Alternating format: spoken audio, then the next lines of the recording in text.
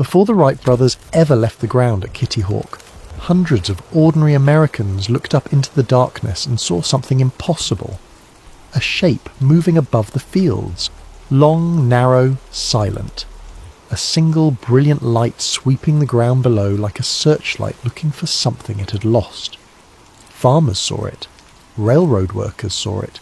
Judges, sheriffs, telegraph operators, school teachers, and newspaper editors saw it.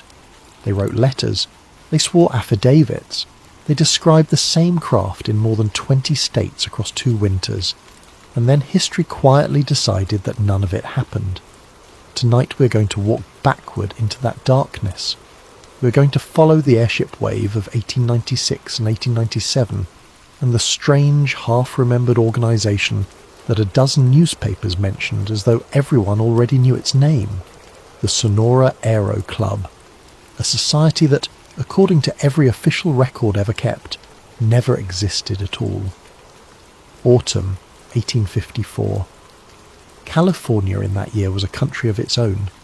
The gold rush had begun 6 years earlier, and it had already changed from a stampede into an industry. The easy metal was gone. The rivers had been picked clean by men who arrived with pans and left with nothing. What remained was harder work, deeper work, work that required powder and timber and other men's money. The Sierra Nevada rises out of the Central Valley like a wall the continent built to keep something out. In autumn, the light there turns the colour of old brass. The nights come early and cold. The pines hold the wind the way a cathedral holds an organ note, long after the sound should have stopped. Somewhere in the eastern foothills, in a canyon that a handful of prospectors had been working for most of a season, a section of cliff came down. It happened at night, which was fortunate. It happened after a week of rain that had loosened everything, which was expected. What was not expected was the sound. 2 of the men later described it not as a crash, but as a long exhale, as though the mountain had been holding its breath since before there were men to hear it. In the morning they went to look at the damage, and they found the opening. The prospectors were not scientists. They were tired men in wet wool, hoping for silver, carrying candles and a rope, and the practical courage of people who have already been disappointed too many times to be frightened easily. They went in expecting awe. What they found, according to a journal that would later be quoted, copied, doubted, and finally lost, was a corridor. The walls were black stone, polished smooth. Not smooth the way water polishes stone over 10,000 years, with soft, irregular waves. Smooth the way a table is smooth, flat, deliberate, level to the touch across its entire length. Their candles moved along that surface and found no chisel marks, no seams, no mortar, nothing that suggested the wall had ever been assembled from pieces. The corridor descended. Deeper in, the passage opened into a chamber whose ceiling their light could not reach, and set into the walls at intervals, half buried in fallen rock, were gears. That is the word the journal uses. Gears. Enormous circular components taller than a standing man, cut from a pale grey metal that showed no rust at all, in a cavern that had been sitting in mountain damp for longer than anyone could guess. One of the men, the one keeping the journal, tried to break a piece free. He described the metal as strangely light, lighter than iron, lighter than tin, light in a way that made his hands feel like they were lying to him. And on the ceiling, where the fallen rock had not covered it, there were stars, not decoration, not the crude scattering of a fresco, a chart. Points of varying size connected by faint lines, arranged with the cold precision of something meant to be used rather than admired. The journal entry that survives from that night contains one line that has followed this story ever since. This place was not built by men with picks. After that, the journal ends, not tapers off, not trails away into other business. Ends. The following pages were removed, and the removal was not careless. The pages were cut close to the binding with something sharp. What happens next is the part that turns a curiosity into a question. Within a matter of weeks, the claim on that canyon was purchased, quietly, at a price that no one involved seemed inclined to discuss, and the purchasing entity was a company with no history, no prior filings, no known investors, and no other holdings anywhere in the state. The Sonora Mining Company.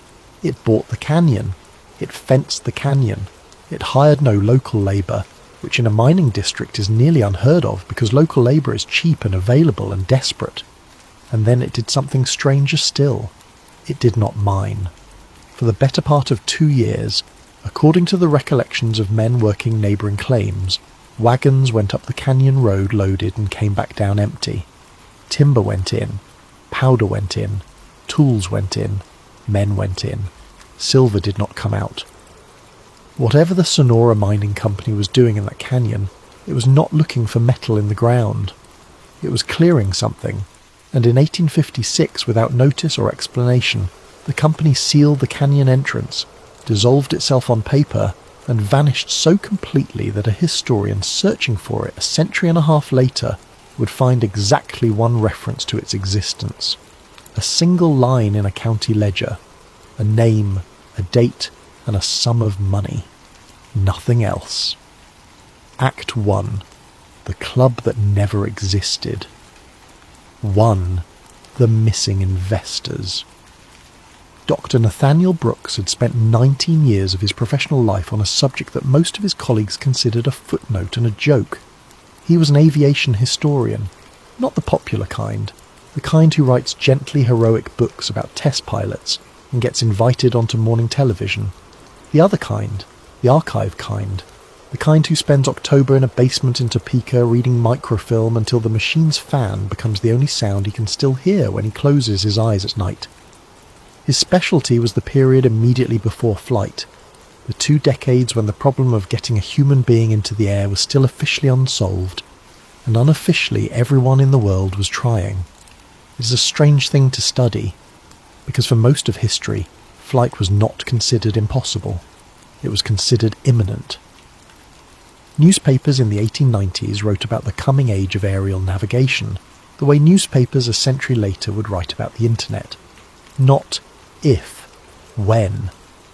Every year brought another announcement, another investor, another workshop in another city where a serious man with a serious moustache stood beside a machine that was going to change everything, and then, invariably, did not.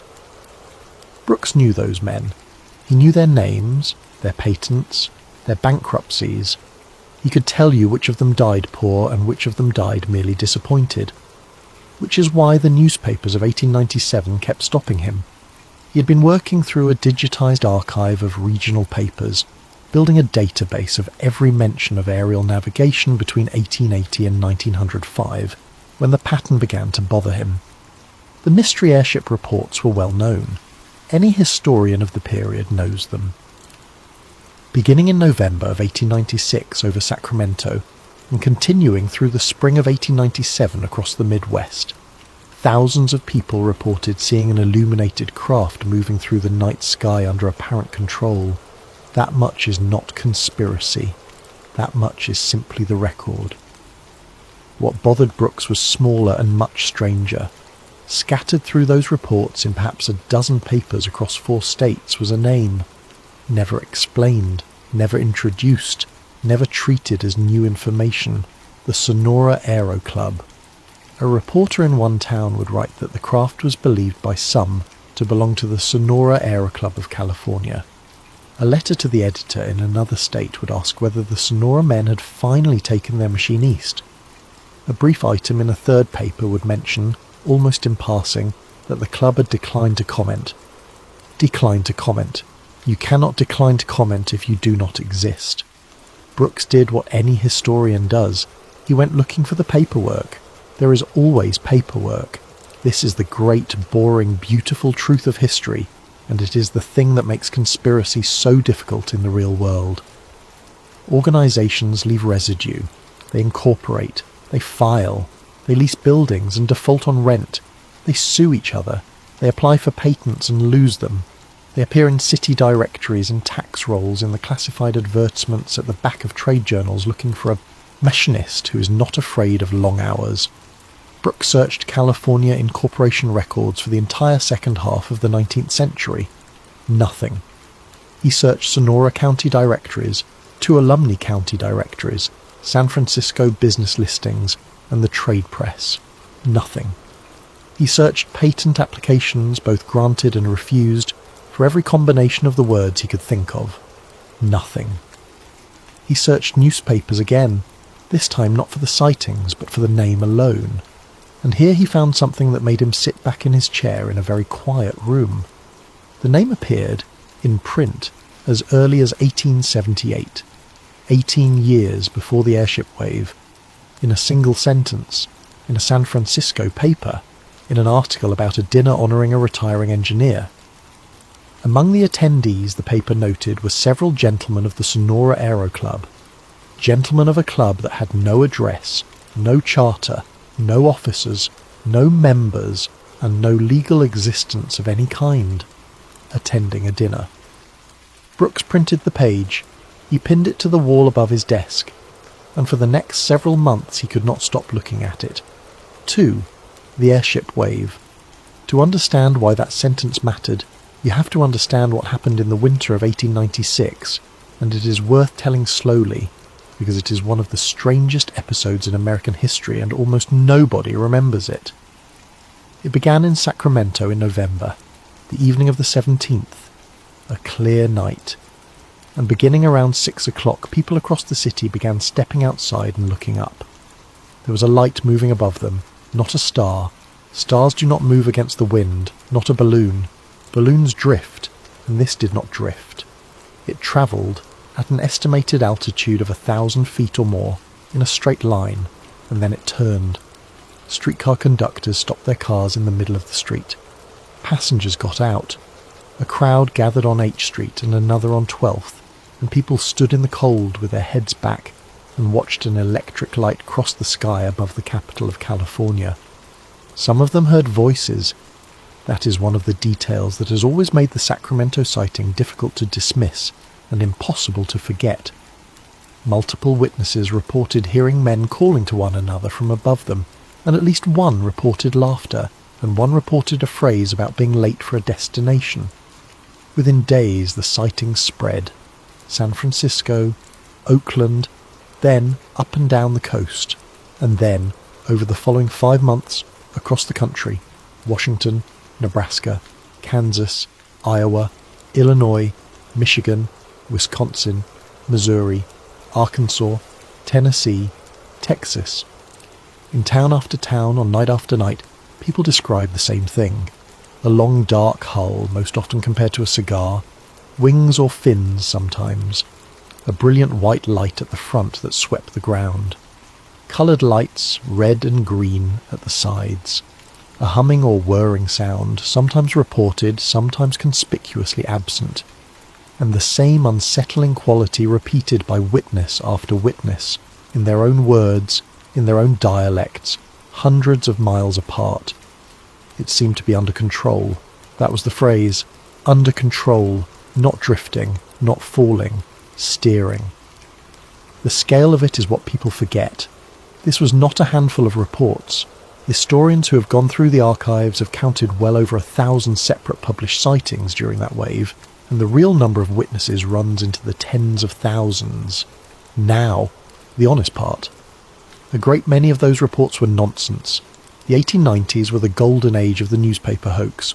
Competing papers in the same town would invent stories to sell copies, and one of the fastest ways to sell copies was to print something that made the rival paper look slow. Editors knew it. Readers half knew it. There was a kind of shared understanding that the news contained a certain percentage of entertainment, and nobody was terribly upset about it. Some of the airship reports are demonstrably invented, some were retracted, some were confessed to decades later by old men who thought it was funny, but not all of them, and that is the problem that has kept the airship wave alive for well over a century, because underneath the froth of hoaxes there is a residue of reports that do not behave like hoaxes, reports from small papers with no circulation war to win, reports from people with reputations to lose, who signed sworn statements, and who continued to insist on their accounts for the rest of their lives while their neighbours laughed at them. Brooks had read all of them, and it was not the wild ones that troubled him, it was the consistency. Consider what a hoax looks like when many people invent it independently. It looks like chaos. It looks like every writer reaching for a different image, because every writer has a different imagination. You get sea serpents in the sky. You get chariots. You get dragons and angels and burning wheels, because that is what human beings produce when they're making things up in isolation. That is not what the airship wave produced. The airship wave produced a machine, the same machine, over and over. A cylindrical or cigar-shaped hull, tapered at both ends with a framework beneath it, propellers or fans mounted at the sides or the rear, a brilliant forward light, and a length that witnesses estimated at somewhere between 50 and 200 feet. Farmers in Kansas who had never left their county described a craft that matched, in specific structural detail, one described 3 weeks earlier by a lawyer in Illinois. And then there is the matter of the occupants. This is the detail that separates the airship wave from every wave of sightings that came after it, and it is the reason serious researchers treat it as its own category, rather than as an early chapter of something else. Nobody saw aliens. In case after case, when witnesses reported seeing the people aboard the craft, or meeting them on the ground, they described men. American men, educated, well-spoken, sometimes friendly, sometimes brusque, occasionally wearing beards and ordinary clothing. They asked for water, they asked for directions, they asked what town they were near. In one case, they complained about a mechanical problem the way any traveller complains about a wagon wheel, and repeatedly, when asked, they said the same thing. They said they were inventors. They said the craft was an experimental machine. They said an announcement would be made soon, when the work was finished, and that until then they would appreciate discretion. Then they climbed back aboard and left. If you were designing a hoax, you would not design that. A hoax wants wonder. A hoax wants terror or angels or a message from the heavens. What the airship wave delivered, again and again, was something far stranger and far more boring. It delivered engineers, polite, tired, slightly evasive engineers, flying a machine that could not exist, apologising for the intrusion and asking the locals not to make a fuss. Brooks used to say, in the few lectures where he risked mentioning any of this, that the airship wave was the only mystery in American history that behaved less like a legend and more like a field test. 3. The blueprint. The notebook came to him the way most important documents come to historians, by accident, through a stranger, at a moment when he was busy with something else, an estate sale in Stockton, a house that had been in one family for 4 generations.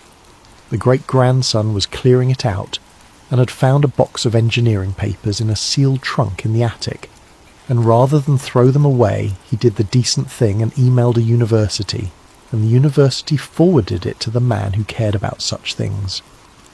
The papers belonged to a man named Edmund Harrow.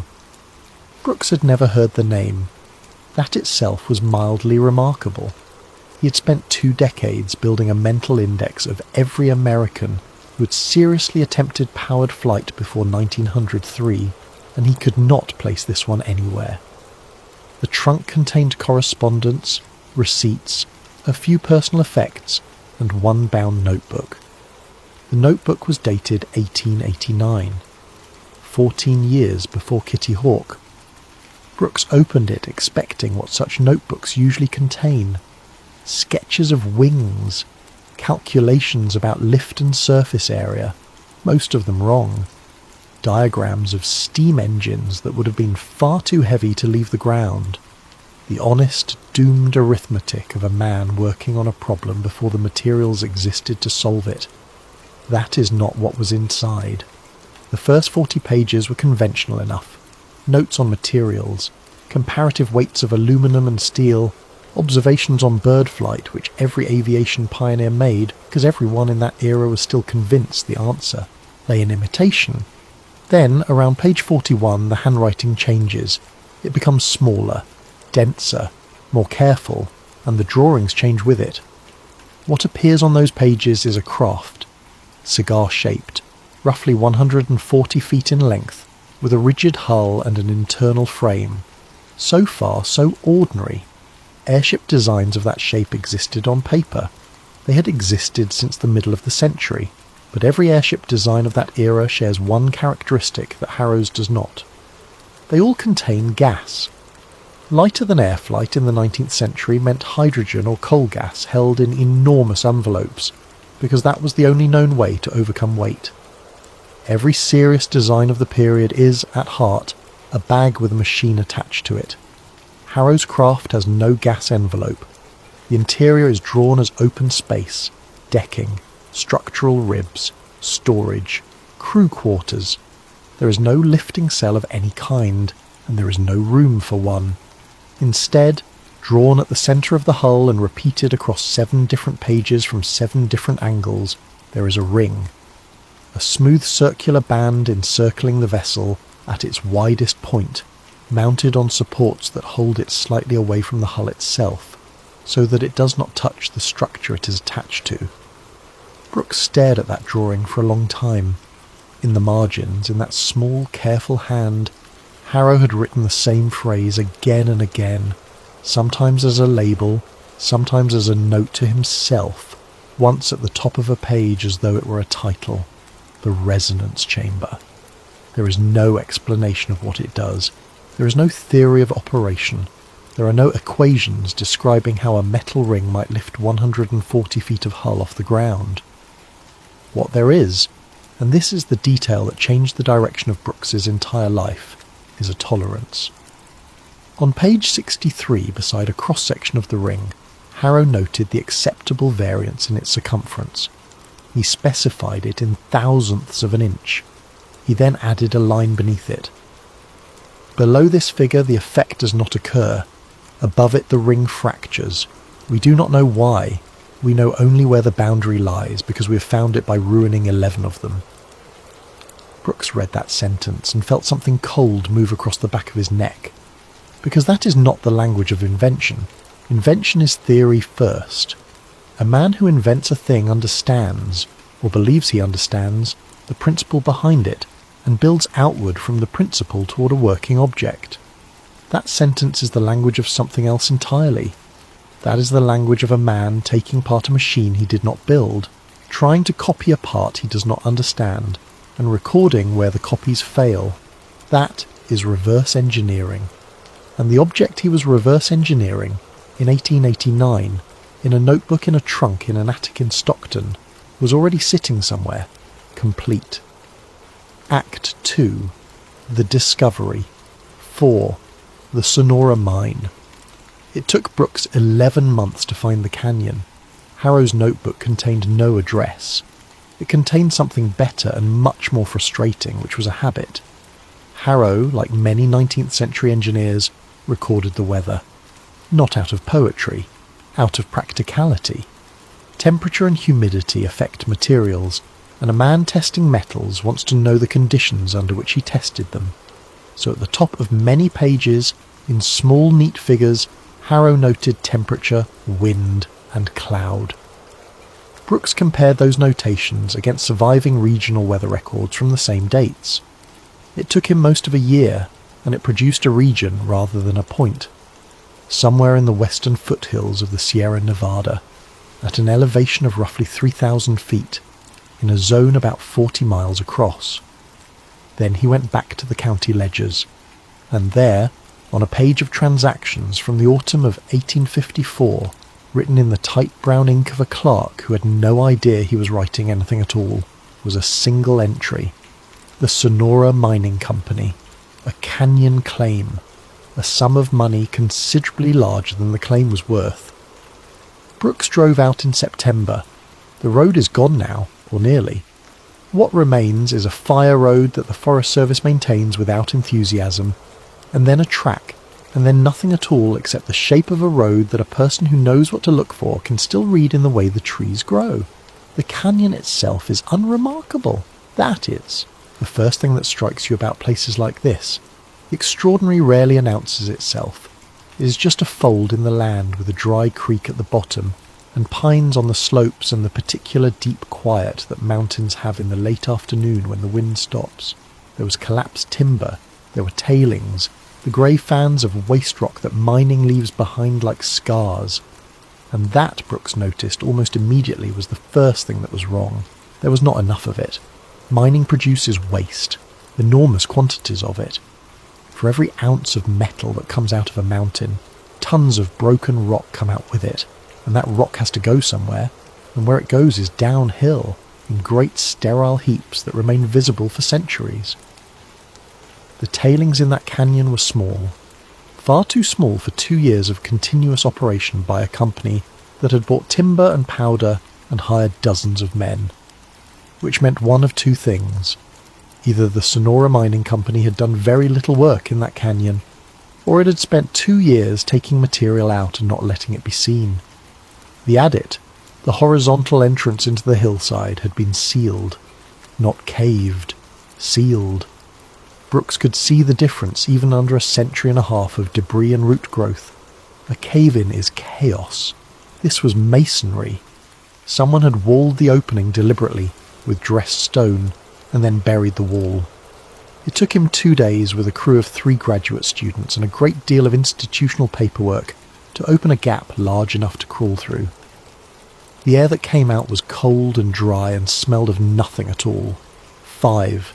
The ancient workshop. The first 200 feet were an ordinary mine. That is important, and Brooks made a point of it in everything he wrote afterward. The tunnel was a genuine 19th century working. Timber sets holding the roof, pick marks on the walls, the diagonal scoring that hand tools leave, rail beds where ore cars had run, a candle niche cut into the rock with wax still in it, gone brittle and amber. Real men had really worked here. And then the tunnel ended in a wall of black stone, and the character of everything changed. The stone was polished. Brooks put his hand on it and understood, in a way that reading a journal entry from 1854 had never made him understand, exactly what those prospectors had felt. Mountains do not do this. Water does not do this. There is no natural process in the Sierra Nevada that produces a vertical plane of volcanic rock, 40 feet wide, flat to within a fraction of an inch across its entire surface, with a rectangular opening cut through the middle of it. And the 19th century tunnel did not lead to it by accident. The tunnel ran straight at it. For 200 feet that mine had been driven on a bearing that pointed at this wall like an arrow, which meant the men who dug it already knew where they were going. They had not discovered this. They had returned to it. Beyond the opening the floor descended, and the descent was a ramp, and the ramp was the wrong proportion. Slightly too shallow, slightly too wide.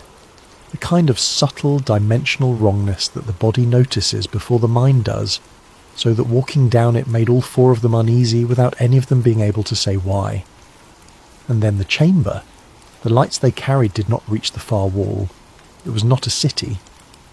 Brooks wanted that understood, because the word city was the first thing every person he later told reached for, and it was wrong in a way that mattered. There were no dwellings, no hearths, no decoration, no plumbing, no drains, no evidence anyone had ever slept here, cooked here, worshipped here, or died here. It was a workshop. Long stone benches ran the length of the chamber, at a height that suggested users roughly the size of a human being. Above them, in the walls, were recesses, hundreds of them, arranged in ordered ranks. Storage. Empty now. On the benches, and scattered across the floor where they had fallen, were components. Circular frames of pale grey metal, some intact, some broken, ranging from the size of a dinner plate to the size of a wagon wheel. Discs of a transparent material that was not glass, because glass that old shatters into itself under its own weight, and these had not. Rods, brackets, fittings whose purpose no one in the chamber could guess. And overhead, cut into the ceiling, the star chart. It was enormous. It covered the entire ceiling of the chamber, hundreds of points at varying depths, connected by fine engraved lines, and it was not the sky over California. The graduate student who noticed it first was an astronomer by training before she switched fields, and she stood underneath it for nearly a minute without saying anything before she told the others, in a voice that had gone strange, that she could not find a single constellation she recognised. Not one. Later analysis suggested the chart might match a view of the sky from a very different vantage point, or from a very different time, or from neither.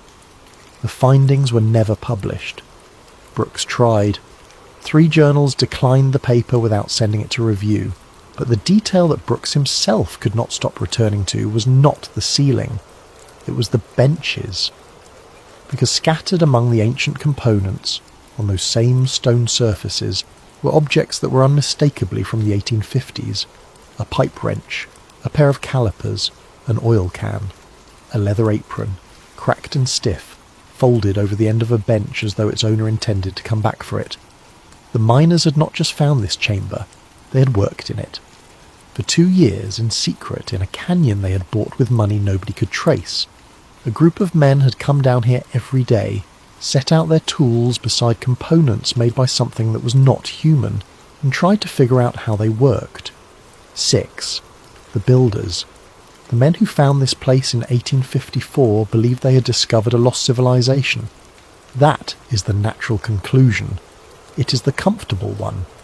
The 19th century was full of such discoveries, and the public appetite for them was enormous. Nineveh had been dug out of the sand.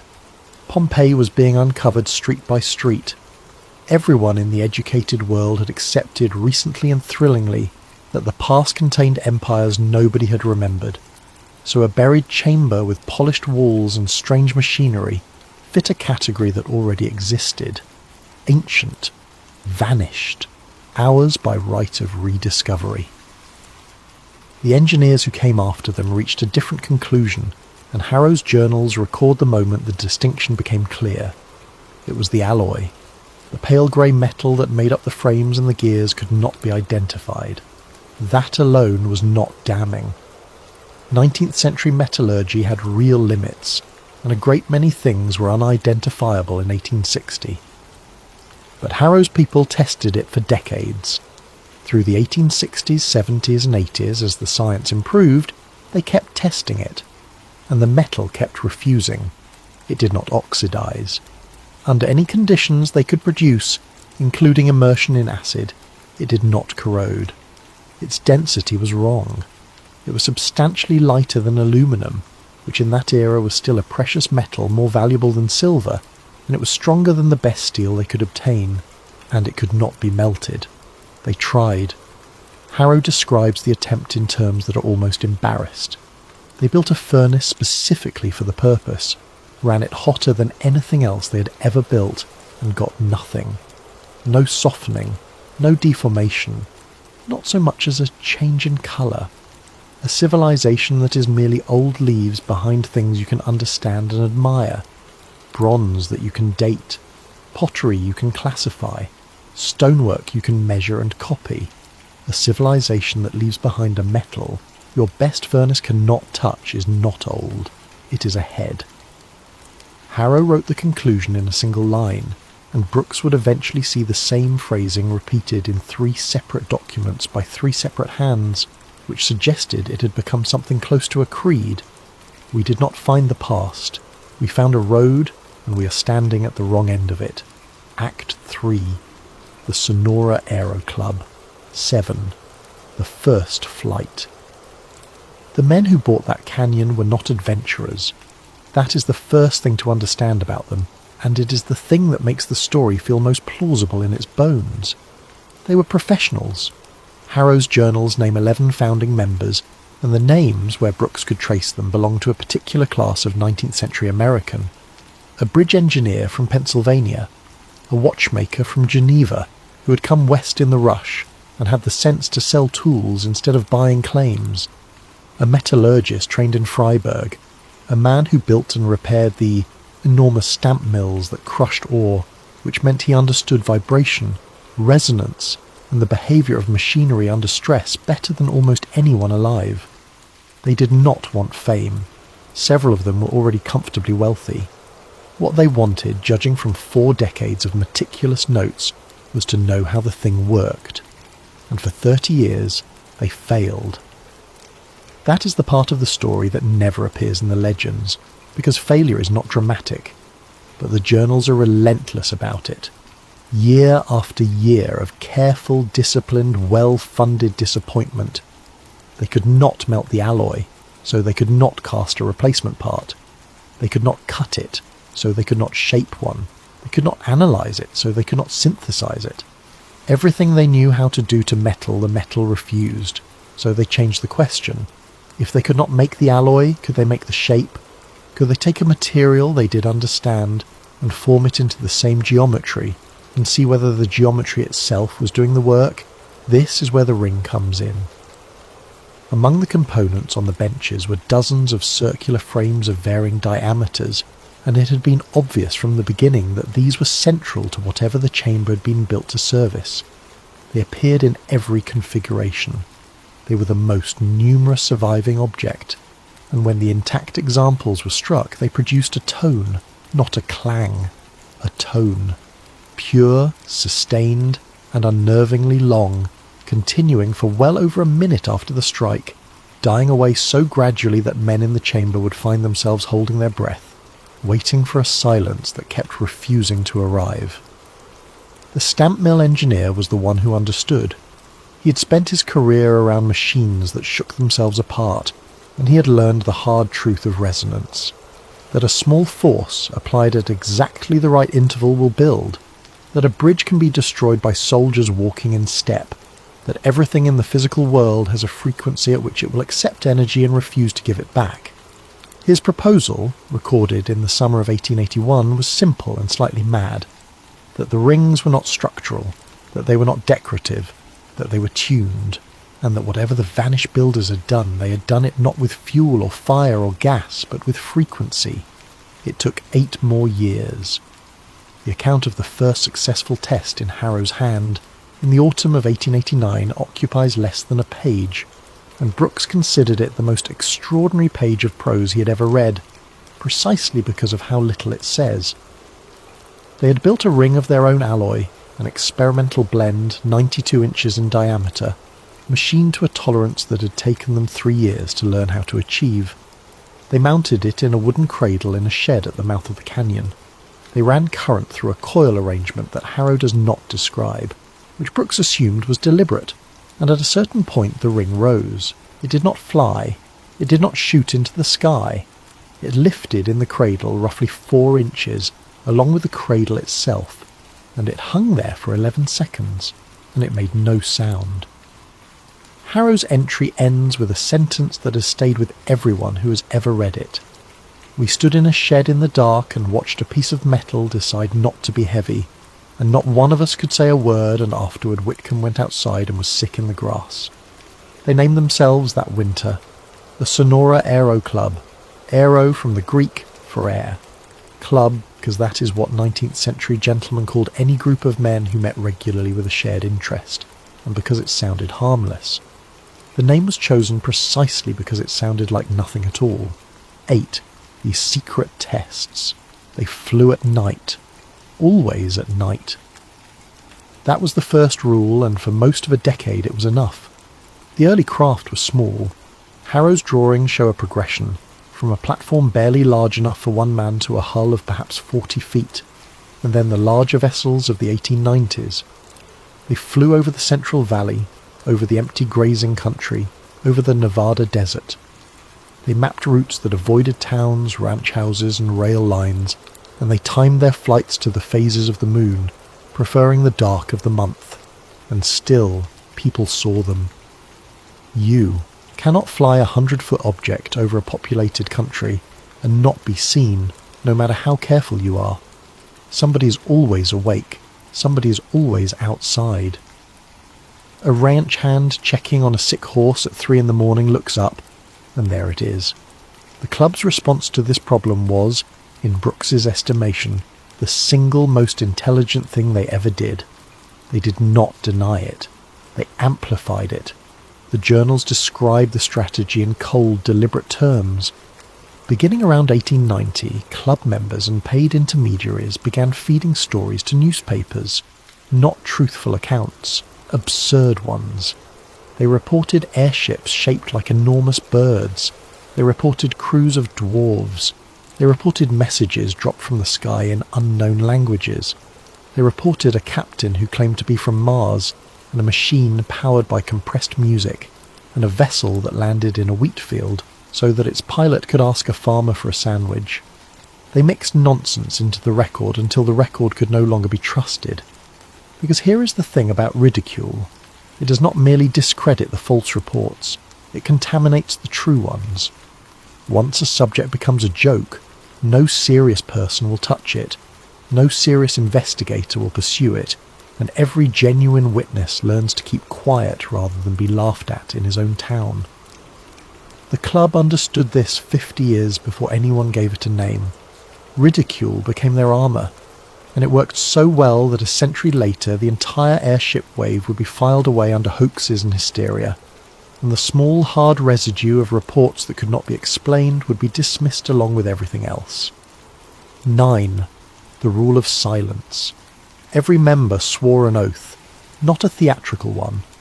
Harrow records it plainly, and it consists of a single commitment, that the technology would not be released to the world until the world could be trusted with it. New members always asked why. The reasoning is set down in the founder's own words, in an entry from 1892, and it is worth hearing in full because it is the moral centre of everything that follows. We have in our possession a means of lifting weight without fuel, without wings, and without sound. Consider what our century would do with it. Consider what would be carried, and by whom, and toward what. There is no nation on this earth that would receive this as a gift. Every one of them would receive it as an advantage. And the first thing any of them would put aboard would not be cargo, and would not be passengers. And then, at the end of the entry, the line that Brooks would eventually find carved into a headstone. We do not fear that men will misuse it. We fear that they will use it exactly as they intend. There was more to it than caution, though, because the founder had another reason, and it was the one that kept several members awake at night, and it was the one that Harrow returned to again and again across 40 years of journals. The people who built the workshop beneath Sonora had mastered this, completely, fluently, to a degree that the club, after decades of effort, could only imitate at the crudest level the way a child copies handwriting without knowing the alphabet. And they were gone, not conquered, not buried in ash, simply, entirely, absent, without a single grave, a single weapon, a single ruin of a home, a single line of writing anywhere on the surface of the earth. Whatever happened to them, they had this technology when it happened. It had not saved them. When a young engineer asked the founder, in 1893, why the club would not simply give the world its greatest gift, the old man is recorded as answering with 11 words, because the last civilization that mastered it no longer exists. Act 4. The race begins. 10. Foreign interest. By the middle of the 1890s, the club had a problem that no amount of false reporting could solve. The world had gotten smaller. The transatlantic cable had been operating for 30 years. Wire services moved stories from a county paper in Nebraska to a desk in London within a day. And the great powers of Europe had entered a period of frantic, paranoid, systematic attention to one another's technology. Somebody in Berlin was reading American newspapers professionally. Somebody in London was doing the same, and what those men noticed sitting at their desks with their scissors and their files was not any individual story. It was the frequency. Harrow's journals record the moment the club understood it was being hunted, and it is a small, domestic, deeply unsettling scene.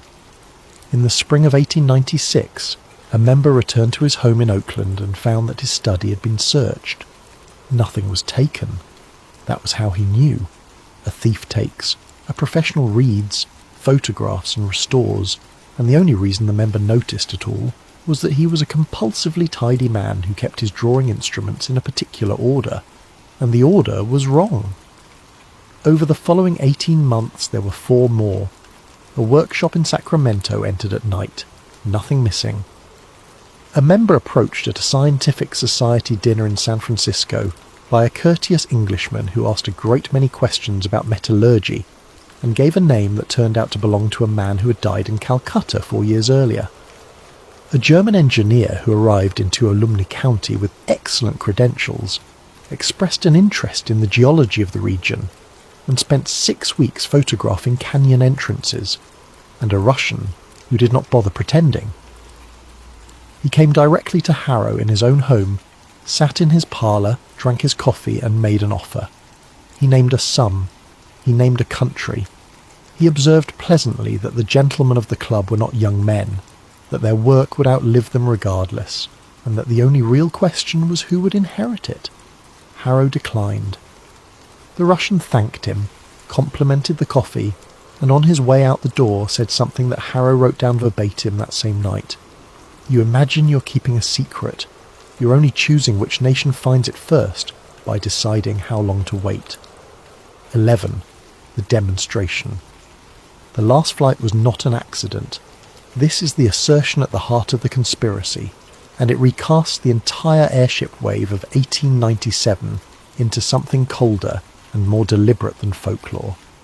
The club had a decision to make. Foreign agents were closing in, the members were aging, the younger generation was restless, and some of them had begun to argue openly that the world of 1897 was more mature than the world of 1854, and that the time for silence was ending. So the club voted to settle the argument the only way engineers know how to settle anything, with a test. The proposal, recorded in February of 1897, was this: 1 flight, the largest vessel they possessed, a route across the most populated agricultural heartland of the country, at low altitude with lights, over a period of weeks, not to reveal themselves, to measure the response. If the world reacted with genuine scientific inquiry, with organised investigation, with governments demanding answers and universities mounting expeditions, then the world was ready and the club would come forward. If the world reacted with jokes, hoaxes, tall tales and circulation wars, then the world was not ready, and the matter would be closed permanently. They flew in March and April of 1897. You already know what they saw. They saw a country that looked up at an impossible machine crossing the sky above Kansas City and Chicago and Fort Worth, and then went back inside and wrote comic verse about it. They saw newspapers competing to invent the most ridiculous account. They saw a man in Texas claim a Martian pilot was buried in his town's cemetery, and the story ran, and everyone enjoyed it enormously. They saw the greatest technological mystery in human history become a running joke in under 6 weeks. Harrow's entry from the end of April 1897 is 4 sentences long. The test is concluded. The result is not in dispute. They saw it, all of them, thousands of them, and they have decided to be entertained. We are safe, and I have never in my life felt anything so much like grief. 12. The decision. The dismantling took 19 months. They did it properly, the way they did everything. Every craft the club possessed was taken apart, and the components were separated into 3 categories.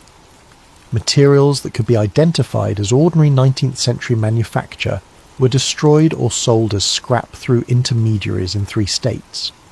Documents were reduced to a single archive, and the archive was divided.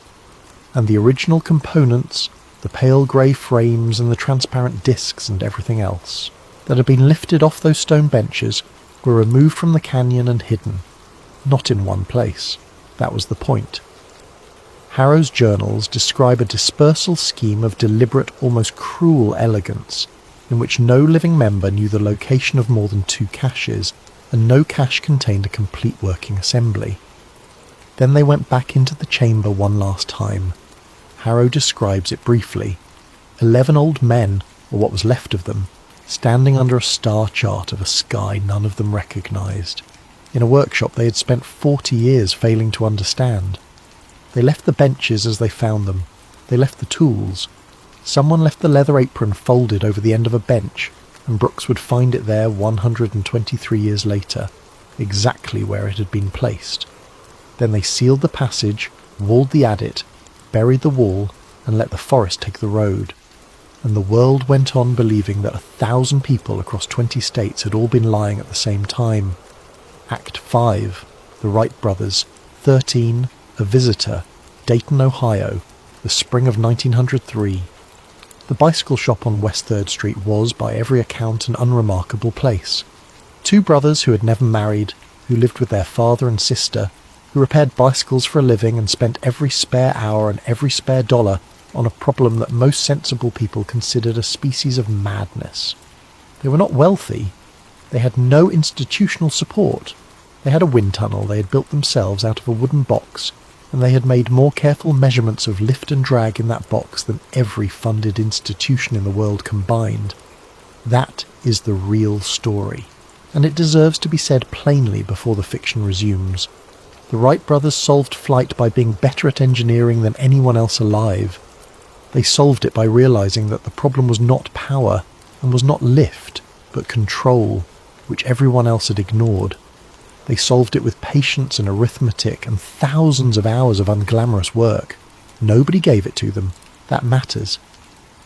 But in the fiction of tonight's story, on an afternoon in the spring of 1903, an elderly man came into the shop.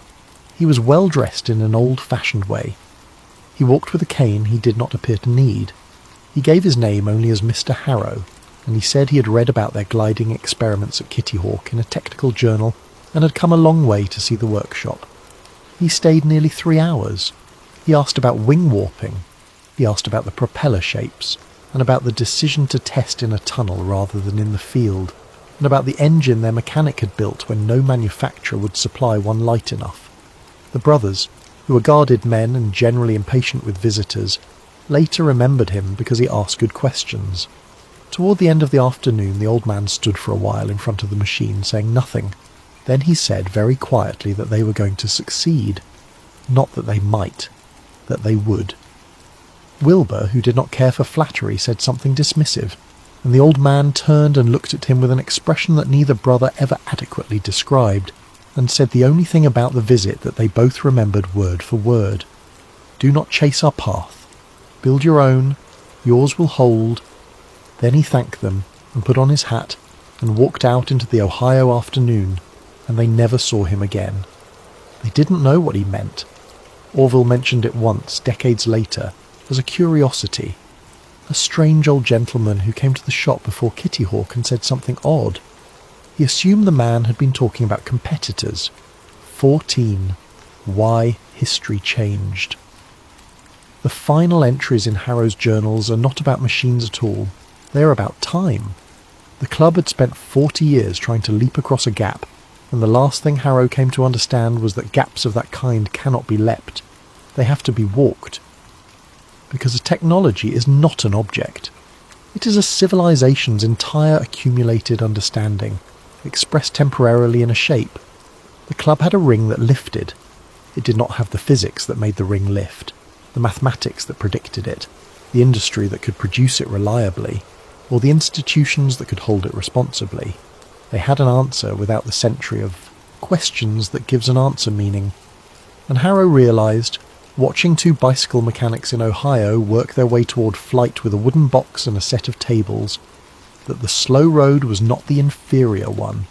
It was the only one that arrived anywhere. The Wright brothers would build a machine that a nation could understand, because a nation had built the knowledge underneath it. Every step would be documented. Every principle would be teachable. Every improvement would be earned by someone who understood why it worked, and could therefore make the next improvement. The club's craft could fly, but if every member had died in a single week, the technology would have died with them, and the world would have been left with nothing but rumours and a metal ring nobody could explain.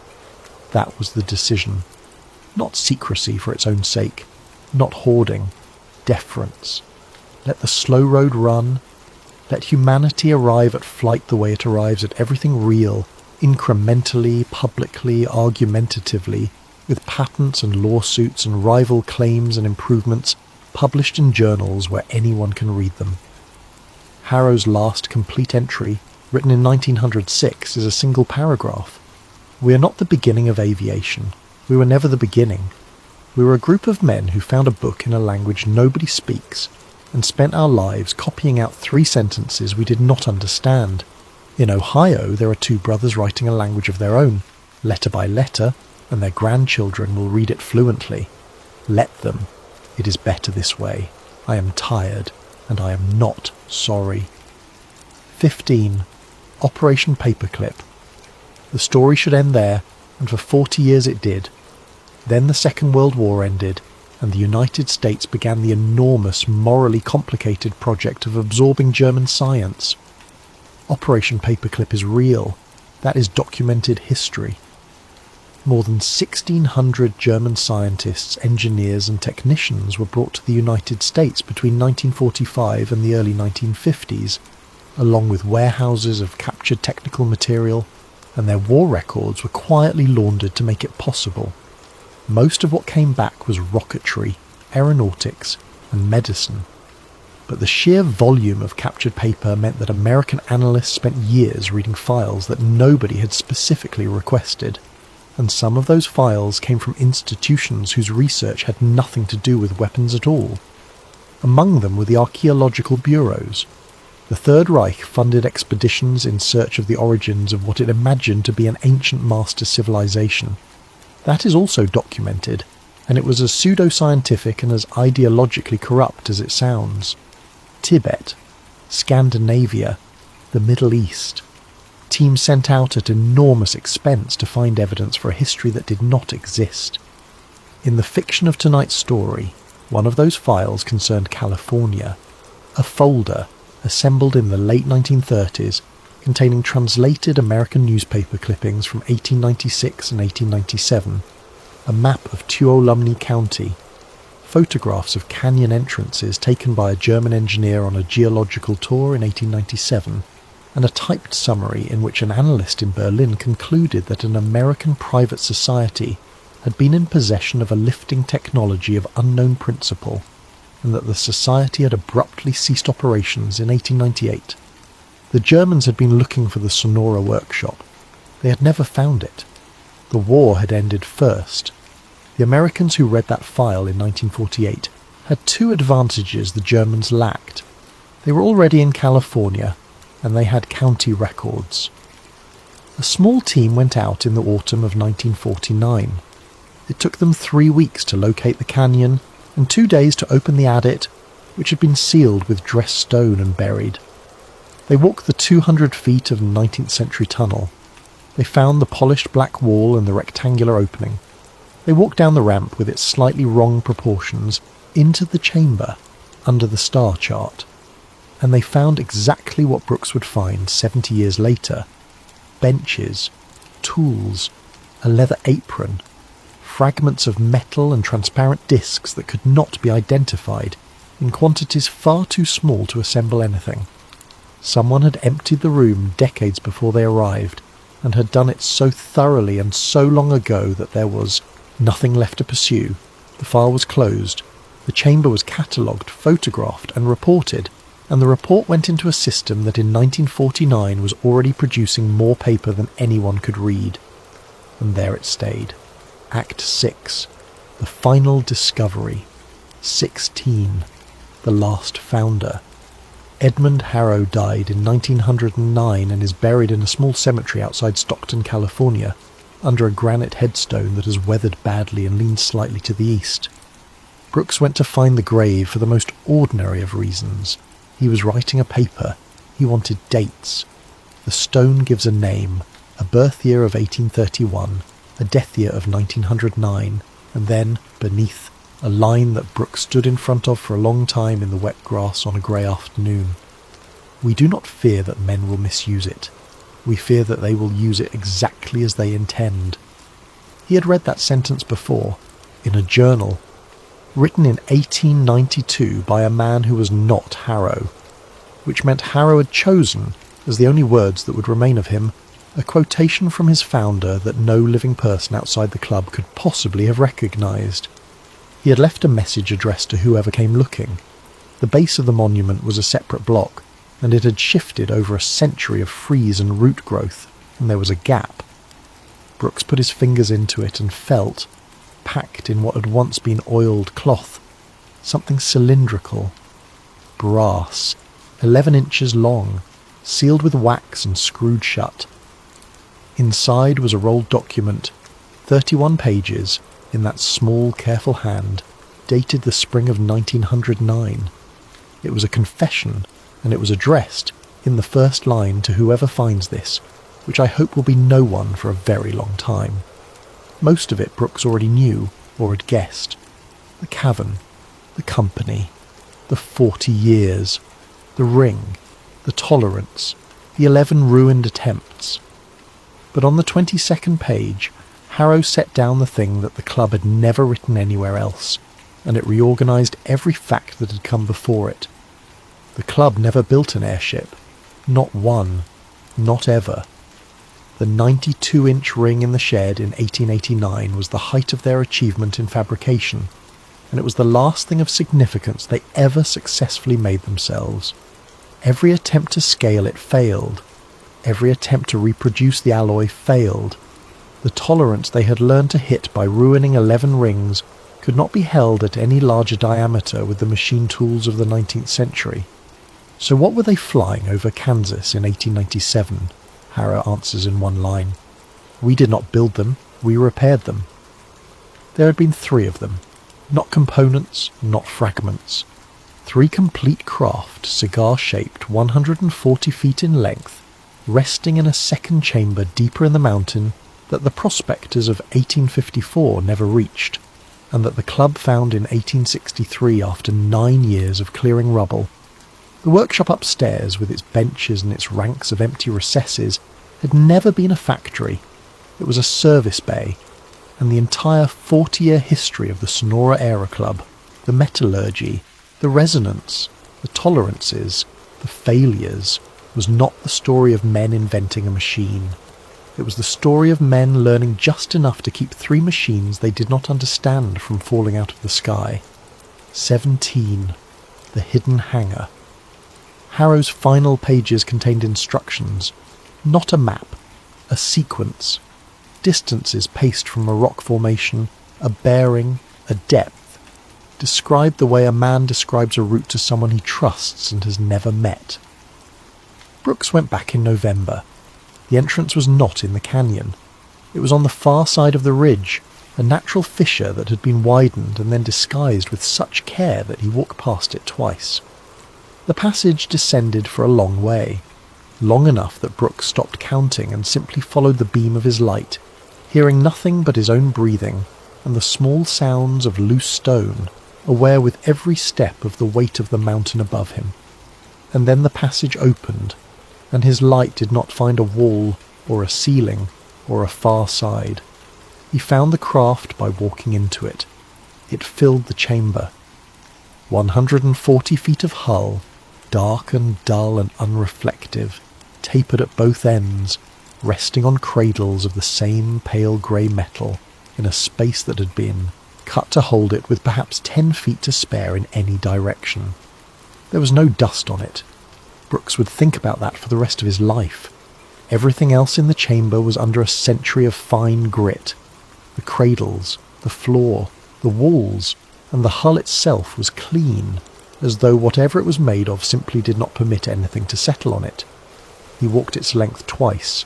There was no engine, no propeller, no exhaust, no intake, no fuel tank, no boiler, no coal bunker, no gas cell, no vent, no wing, no rudder, and nothing anywhere on the surface that could be called an opening except a single hatch on the underside, standing open with a folding stair beneath it. Around the widest point of the hull, mounted on supports that held it a hand's width clear of the surface, was a ring.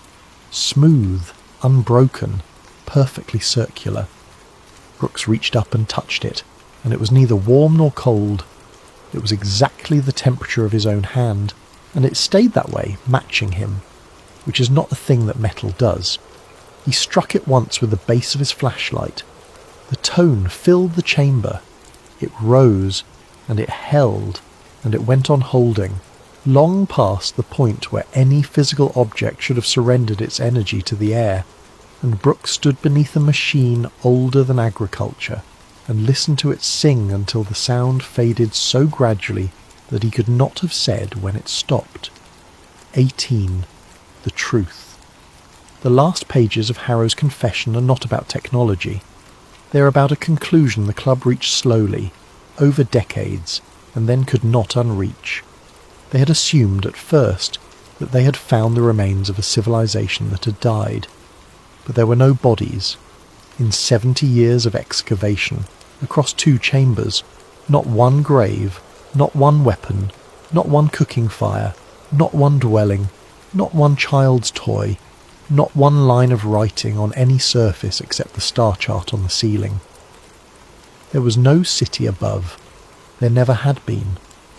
What they had found was infrastructure without a settlement, a workshop and a hangar cut into a mountain in a place where nobody lived, stocked with spare components, holding 3 vehicles in various states of repair.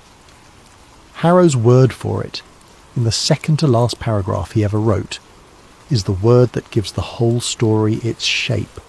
A way station, not a home, a place you stop on the way to somewhere else, a place with a bay and a rack of parts and a chart on the ceiling showing where the roads go. And the star chart did not show the sky over California, which left one conclusion, and Harrow states it without drama, in the plain, careful voice of a man who has had 40 years to get used to an idea.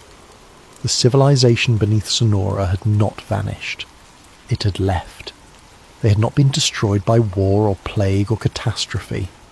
They had finished whatever they were doing here, and they had gone, and in going they had abandoned a maintenance facility the way any traveller abandons a garage on a road they do not intend to use again. 3 vehicles left behind, not hidden, not entombed, simply not worth the trouble of taking, and 11 men in the 19th century had spent their entire adult lives learning to nurse those leftovers back into the air, believing themselves engineers, believing themselves pioneers, believing they were stealing fire. Harrow's final sentence is this: "We thought we had found the beginning of something. I have come to believe we found the end of someone else's, and that the most honest description of the Sonora Aero Club is that we were 11 men who taught ourselves to drive a wagon abandoned by travellers who had already gone home." Epilogue. The hangar. Brooks left the chamber a little after 4 in the afternoon and drove back down towards Sonora, and by 6 o'clock he had done the responsible thing. He called the university. He called the state office. He filed a report, because that is what you do. The first vehicles arrived at the fire road before dawn. They were not from the university. They were not from the state. There were 7 of them, and the people who got out of them were not archaeologists, and they moved with the specific efficiency of people executing a plan that already existed. Nobody was surprised. That is the detail that stayed with Brooks. Not the containers, not the generators, not the cutting equipment, the absence of astonishment. Not one person on that ridge standing at the mouth of a fissure containing a machine that rewrote the history of the human species looked amazed. An older man in an unremarkable coat stood at the entrance while the survey team went down, and when they came back up and one of them began, in a voice that was not entirely steady, to describe what was inside, the older man raised a hand and stopped him. He said, without any particular emphasis, that they knew. Then he said, to the team leader, 1 sentence: "This is Site 3. There was a pause on that ridge, and a younger member of the recovery team asked the question that anyone would have asked. What happened to Sites 1 and 2? The older man looked out across the canyon, where the light was just beginning to come up behind the ridgeline, and he smiled slightly, and he answered.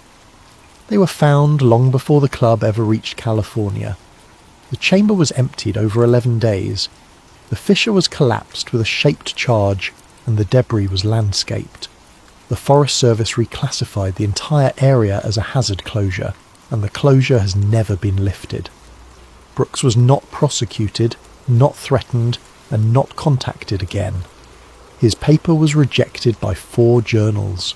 The photographs he took do not display correctly on any device he has ever tried. The brass cylinder was collected from his office by two polite people with a receipt. He still has the receipt. It is the only physical object he retains from the entire affair, and it is for one item, described as a metal container of no assessed value. The final twist. History remembers the airship wave of 1896 and 1897 as a curiosity, a mass delusion, a newspaper joke that got out of hand in an era that enjoyed jokes, and it remembers the Sonora Aero Club, when it remembers it at all, as a fantasy drawn in a Texas attic by an old butcher with an enormous imagination. According to the conspiracy, the truth is smaller than the legend, and much stranger. The club never invented a flying machine. They never discovered a lost civilization. They found a garage. They spent 40 years and 11 lifetimes learning to operate 3 vehicles left behind by travellers who had gone somewhere else. And when they understood what they were actually looking at, they had the extraordinary discipline to put everything back, seal the door, and let 2 bicycle mechanics in Ohio invent flight properly, from nothing, in public, the way it should be done. The Wright brothers began aviation. The Sonora Aero Club was only its forgotten preface.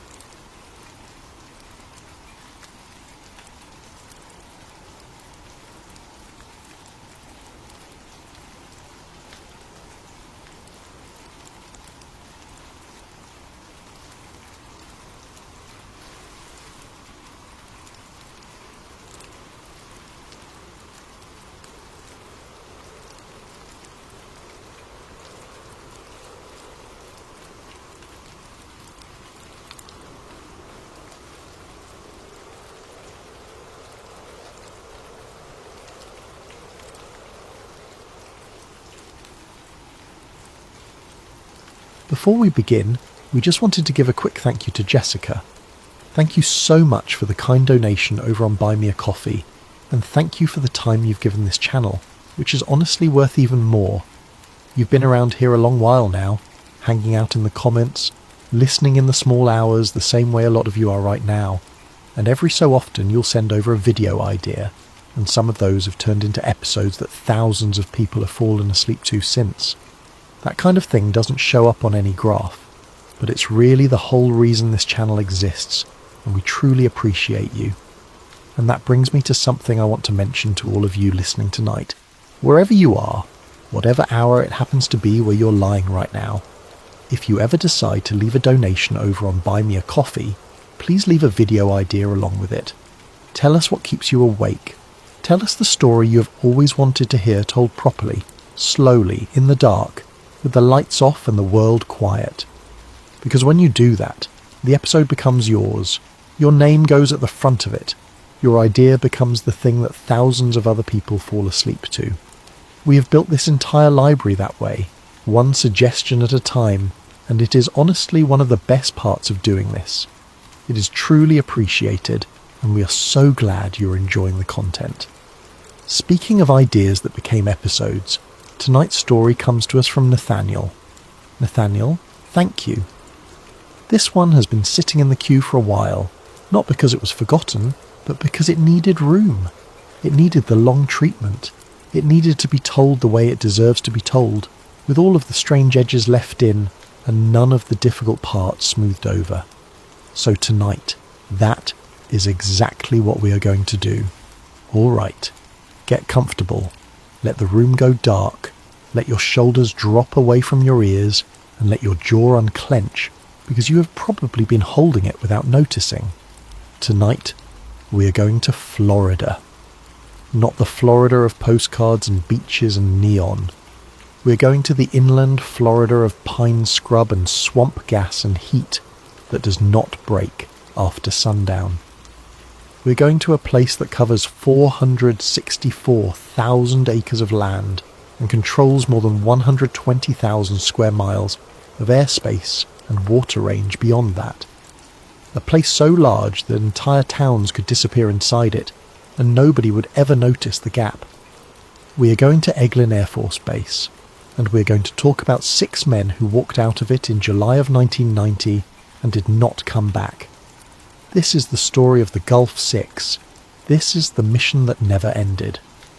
Now, before we go any further, I need to be honest with you about what this story is, because that honesty is the whole foundation of this channel, and I am not going to abandon it now. There was a real disappearance. That part is documented, verifiable, and genuinely strange. In July of 1990, 6 United States Army soldiers assigned to the 7th Special Forces Group vanished from Eglin Air Force Base in Florida. They were real men with real names and real families. The event was real. The nationwide search was real. The headlines were real.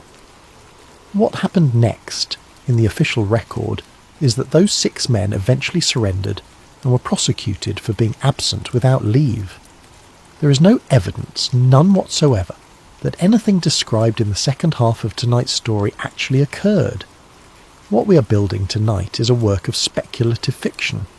It grows out of a real event the way a vine grows out of a crack in concrete, and the crack is real, but the vine is something we are planting ourselves.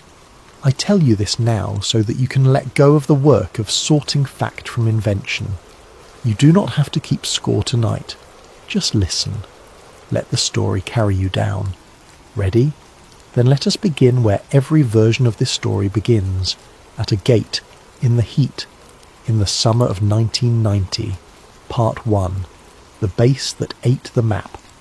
To understand what happened at Eglin, you first have to understand Eglin itself, and I do not think most people ever really have. When you hear the words Air Force Base, you probably picture something with a fence around it, a runway, a cluster of hangars, some barracks, a commissary, a water tower with a name painted on the side. Something you could drive around the perimeter of in 20 minutes, something with a definite shape. Eglin is not that. Eglin Air Force Base is the largest Air Force base in the world by land area. It occupies a stretch of the Florida Panhandle so vast that when you look at it on a map, the reservation appears less like a military installation and more like a geological feature, a blank space, a place where the roads simply stop and the names of towns give way to nothing at all. 464,000 acres. That is roughly 725 square miles of pine forest, sand ridge, cypress swamp and coastal marsh. You could set the entire city of Los Angeles down inside it and still have room left over for the woods to swallow the edges, and it does not stop there. Beyond the land itself, Eglin controls an enormous stretch of restricted airspace and open Gulf water, more than 120,000 square miles of it. There are places on that range where a person could stand and turn a complete circle and see nothing in any direction that indicates the 20th century ever happened. Just pine, just sand, just the low hum of insects and the pressure of the heat. The base was built in the 1930s, and it grew during the Second World War the way everything military grew during the Second World War, which is to say enormously and quickly, and without much regard for what it displaced. Whole communities were bought out, roads were closed, small towns that had existed since the 1800s simply became range numbers. By the summer of 1990, Eglin had been swallowing things for over 50 years. The Second World War pilots trained there for the Doolittle raid, practicing short takeoffs on marked strips in the Florida sand before they ever saw the deck of a carrier. In the decades that followed, the range hosted weapons testing of nearly every conceivable kind. Airdropped ordnance, guided munitions, countermeasure systems, test articles that had names in the records and no descriptions attached to them. There are, on the Eglin Reservation, hundreds of numbered test sites. Some of them are elaborate installations with permanent staff and climate-controlled buildings. Others are little more than a concrete pad in a clearing with a fence around it, and a sign that gives a number and a warning and nothing else. Some of them are still in use. Some of them were abandoned decades ago, and are being slowly reclaimed by the pines, their access roads dissolving back into sand, their gates rusting shut. That is the important part. Hold on to that. Eglin is not one place. Eglin is hundreds of places, and many of them are alone in the woods, and many of them have been alone in the woods for a very long time. It is a base with pockets, and what our story asks, in the gentlest possible way, is a simple question. What if something was in one of those pockets? Part 2. The summer of 1990. Now let us set the season, because the season matters. The summer of 1990 was a strange hinge in history, and people living through it could feel the hinge turning, even if they could not name it. The Berlin Wall had come down 8 months earlier. The Cold War, the great organising structure of American military life for 45 years, was visibly ending. Entire careers had been built around an adversary that was, week by week, ceasing to exist. There were officers at that moment in their 40s who had joined the service to face down the Soviet Union and were now watching that union crack apart on the evening news. And into that vacuum, something else was already moving. On August 2nd of 1990, Iraqi forces would cross into Kuwait, and the entire American military apparatus would pivot toward the Persian Gulf. But in July, that had not happened yet. In July of 1990, the American military was in an odd, humming in-between state. Deployments were being planned for reasons that were not entirely clear. Units were being moved. Budgets that had been aimed at one enemy for 4 decades were suddenly unassigned. If you were going to hide a program, if you were going to bury a line item in an appropriations document, the summer of 1990 would have been an extraordinarily good time to do it. The accountants were all looking somewhere else. That is the historical backdrop. And this is the tone I want you to carry into the rest of tonight's story, because it is the tone that makes the whole thing work. Nothing about a conspiracy has to be dramatic. It does not require villains twirling anything. It requires only a bureaucracy that is distracted, a budget that is in flux, and a piece of land large enough that nobody notices one more fence. Bureaucratic realism. That is what makes a story like this crawl under the skin. Not monsters, paperwork. Part 3, 6 men. The 7th Special Forces Group is not an ordinary unit. Special Forces soldiers, the ones people call Green Berets, are selected through one of the most demanding assessment processes in the American military. The washout rate is severe. The training is long, measured in years rather than weeks. Beyond the physical requirements, which are considerable, candidates are screened heavily for psychological stability, for language aptitude, for the capacity to operate for extended periods with minimal supervision, in environments where the rules are ambiguous and the support is distant. That last quality is the one that matters most for our story. Special Forces soldiers are not trained to be obedient in the simple sense. They are trained to be independent. They are trained to be dropped into a situation, assess it, and make decisions without a chain of command standing behind them. They are trained to notice things, and critically, they are trained to keep their mouths shut. Discretion is not a nice to have in that world. It is the job. These are men whose entire professional existence is built around holding information and not spilling it. In July of 1990, 6 such men were assigned to Eglin Air Force Base. They were, by every account that survives, competent soldiers, not troublemakers, not disciplinary cases, men with clearances, with records, with careers in motion, men who had already given the army years of their lives and had every reason to give it more. And on July 17th of 1990 they left, not with a formal complaint, not with a request for transfer, not through any of the dozen bureaucratic channels available to a soldier with a grievance. They simply went. That is the fact that has kept this case alive for more than 30 years. And it is the fact that no official explanation has ever managed to fully absorb. Because desertion, in the ordinary sense, tends to be a solitary act. A soldier gets overwhelmed, gets homesick, gets into debt or trouble, and slips away. It happens. It has always happened. Militaries have accounted for it since militaries existed. 6 men leaving together at the same time with coordination is not that. 6 is a team. 6 is a decision. Part 4. The official story. Let me give you the official version now, plainly and fairly because it deserves to be heard on its own terms before we start pulling at threads.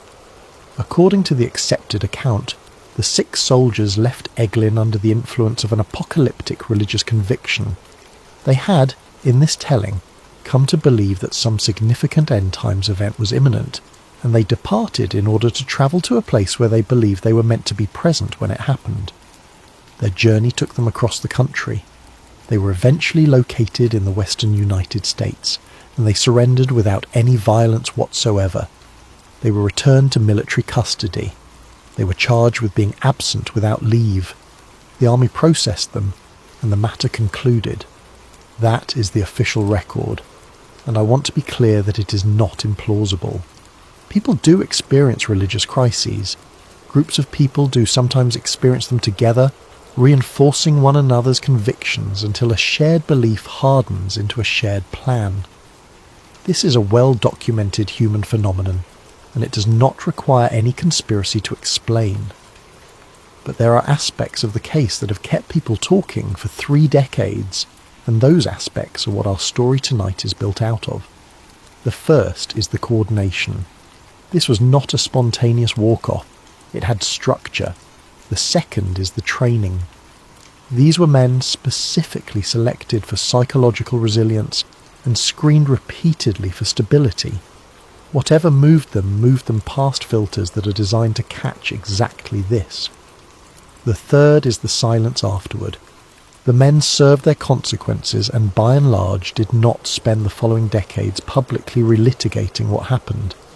There was no book tour, no documentary, circuit, no lawsuit. Silence can mean many things. Silence can mean embarrassment. Silence can mean a chapter of life a person simply wants closed.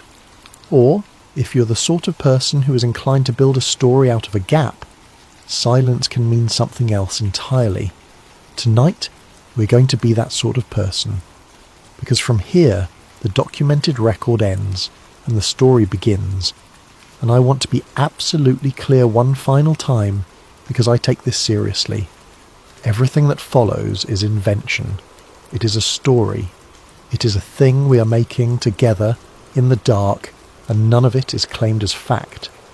But it starts, as the best of these stories always do, with a real man on a real night, standing at the edge of a real forest, looking at something he was not supposed to see. Part 5. Strange Orders.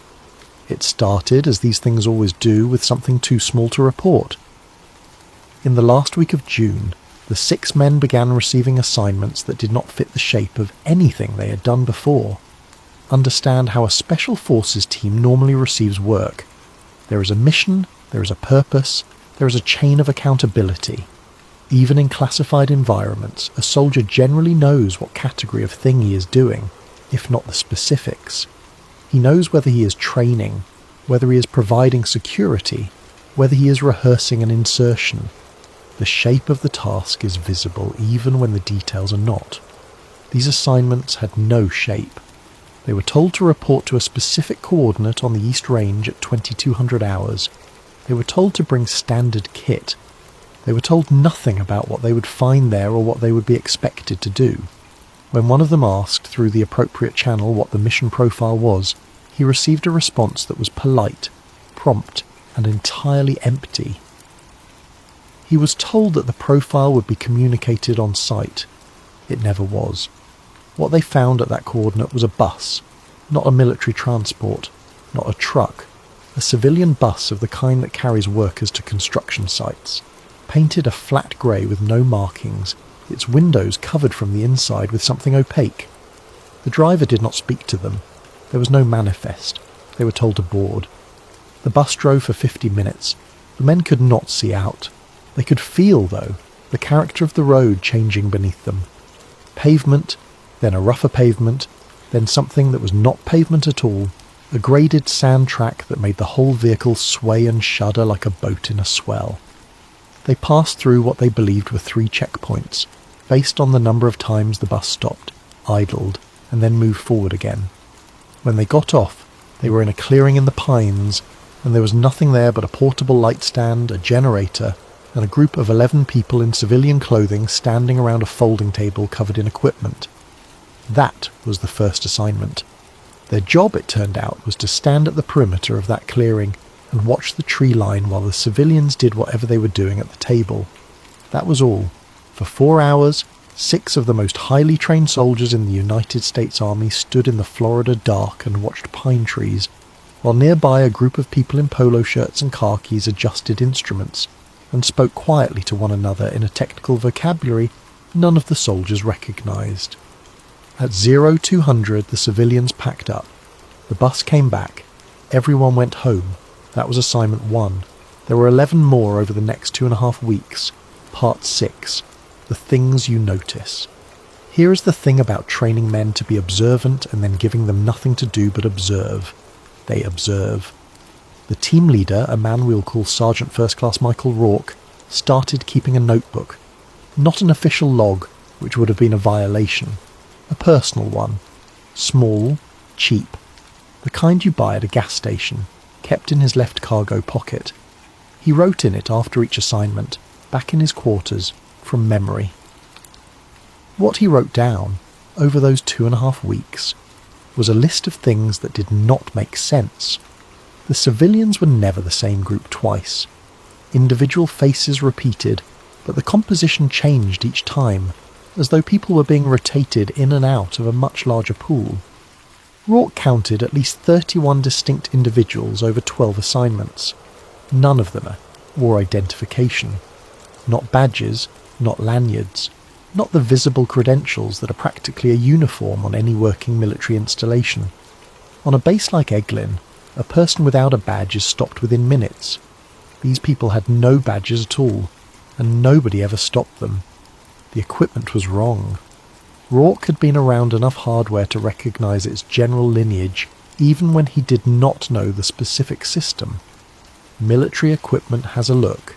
It is built to a standard, it is finished a particular way, it carries stock numbers and manufacturer plates in predictable locations. What he saw on those folding tables did not look like that. It looked like laboratory equipment. It looked, in his words, like something out of a university. Every operation was at night. Not most, every single one. And then there were the malfunctions. The first time it happened, Rourke assumed a battery had gone bad. His radio, a hardened field unit that had never given him trouble, produced a rising tone in his earpiece, and then went entirely dead for approximately 4 minutes before resuming normal function on its own. The second time, it happened to 3 radios at once, simultaneously, and when they came back, all 3 came back at the same instant. Simultaneous failure across independent units, followed by simultaneous recovery, is not a battery problem.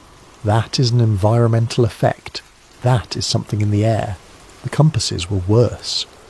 On the 6th assignment, one of the soldiers, checking his bearing out of pure habit during a long shift, noticed his compass needle drifting, not swinging wildly, drifting, rotating slowly and steadily, perhaps 2 degrees every 10 seconds, as though the entire magnetic north of the planet were being gently and continuously relocated somewhere off to his left. He watched it for 6 minutes. It rotated through more than 180 degrees during that time. Then it stopped, hung motionless for perhaps 20 seconds, and swung back to true north with a snap he could feel through the housing. He showed the others. Nobody said anything for a while. Then one of them, the youngest, said what everybody was thinking. There is nothing in the field manual for that. Part 7. The paperwork. On the 8th assignment, before boarding the bus, they were handed additional documents to sign. This is worth pausing on, because to understand why it alarmed them, you need to understand what these men were used to. Every soldier at their level had already signed a great deal of paperwork. Non-disclosure agreements are routine in that world. Special access program briefings come with their own read-on documents. A man with a high clearance has signed his name to secrecy dozens of times and thinks nothing of it. Signing a form is not by itself frightening. This form was different in 3 ways. The first was that it referenced no program. Every read-on document any of them had ever signed identified, at minimum, the compartment they were being admitted to, even if only by a code word. This document identified nothing. It described obligations attached to information encountered during the performance of duties at a location, and the location was given only as a set of coordinates. The second was the duration. The obligations described in the document were explicitly permanent, not for the duration of service, not for a specified term of years, permanent, with language extending the obligation past separation from the military and past the termination of the program itself. The third was the acknowledgement clause, and this was the one that made Rourke's hands go cold. The document included a section in which the signer acknowledged that he had been informed of the potential physiological effects of proximity to the test environment, and waived certain claims relating thereto. Rourke read that line 4 times. Nobody had informed him of any physiological effects. Nobody had informed him of anything at all. The document was asking him to sign a statement confirming that a conversation had taken place which had never taken place. He asked the man with the clipboard about it. The man with the clipboard said, and Rourke wrote this down that night in the gas station notebook, that the briefing referenced had been delivered at the unit level, and that if Rourke had questions about the content of that briefing, he should direct them to his chain of command. Rourke's chain of command, when he raised it 2 days later, had never heard of any of it. He signed the document. All 6 of them did. You might wonder why, and the answer is the most human thing in this entire story. Because refusing would have been a much bigger deal than signing. Because he was 34 years old with 11 years in, a wife, 2 kids, and a career. Because the alternative to signing was a conversation with an officer that began with the words, "I am refusing a lawful order," and every man reading that clipboard knew exactly where that conversation ended. That is how these things work, not through force, through the enormous, quiet, everyday pressure of not wanting to be the person who makes a problem. They signed. and 4 nights later the bus took a different road. Part 8, Site 13. The turn came at minute 31. Rourke knew the route by then, in the way a blindfolded man knows a route, by the rhythm of it. 12 minutes of smooth pavement, 9 minutes of rougher road, then the graded sand track and its particular sideways sway. On the night of July 12th, at minute 31, the bus turned left where it had always turned right. Nobody said anything, but all 6 of them registered it, and the small movement of 6 heads coming up at the same moment was itself a kind of communication. The drive continued for another 35 minutes, longer than any previous run. The road got worse and then, abruptly, got better, transitioning to a smooth surface that felt like fresh asphalt. That detail bothered Rourke more than anything else that night. Fresh asphalt, an hour deep into a range that officially contained nothing. Then the bus stopped, and the door opened, and they stepped out into the humid dark, and they saw the hangar. It should not have been there. It was an aircraft hangar of an older design, the arched roof and enormous sliding doors of a structure built sometime in the 1940s or 50s. It sat in a clearing perhaps 400 yards across, and the clearing itself was the wrong shape, too regular, its edges cut too clean against the pines. The building was, at first glance, derelict. The exterior paint had gone to chalk. Vegetation had crept up the walls on the eastern side.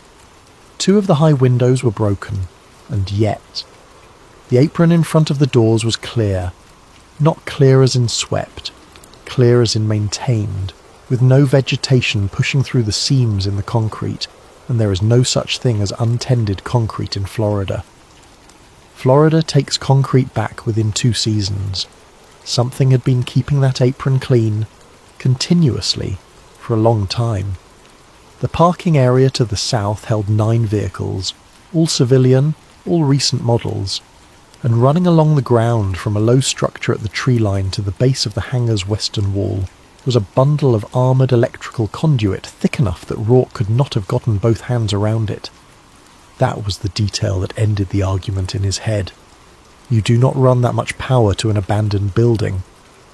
Above the personnel door, stencilled directly onto the metal in white paint that was newer than the paint around it, were 2 words and a number.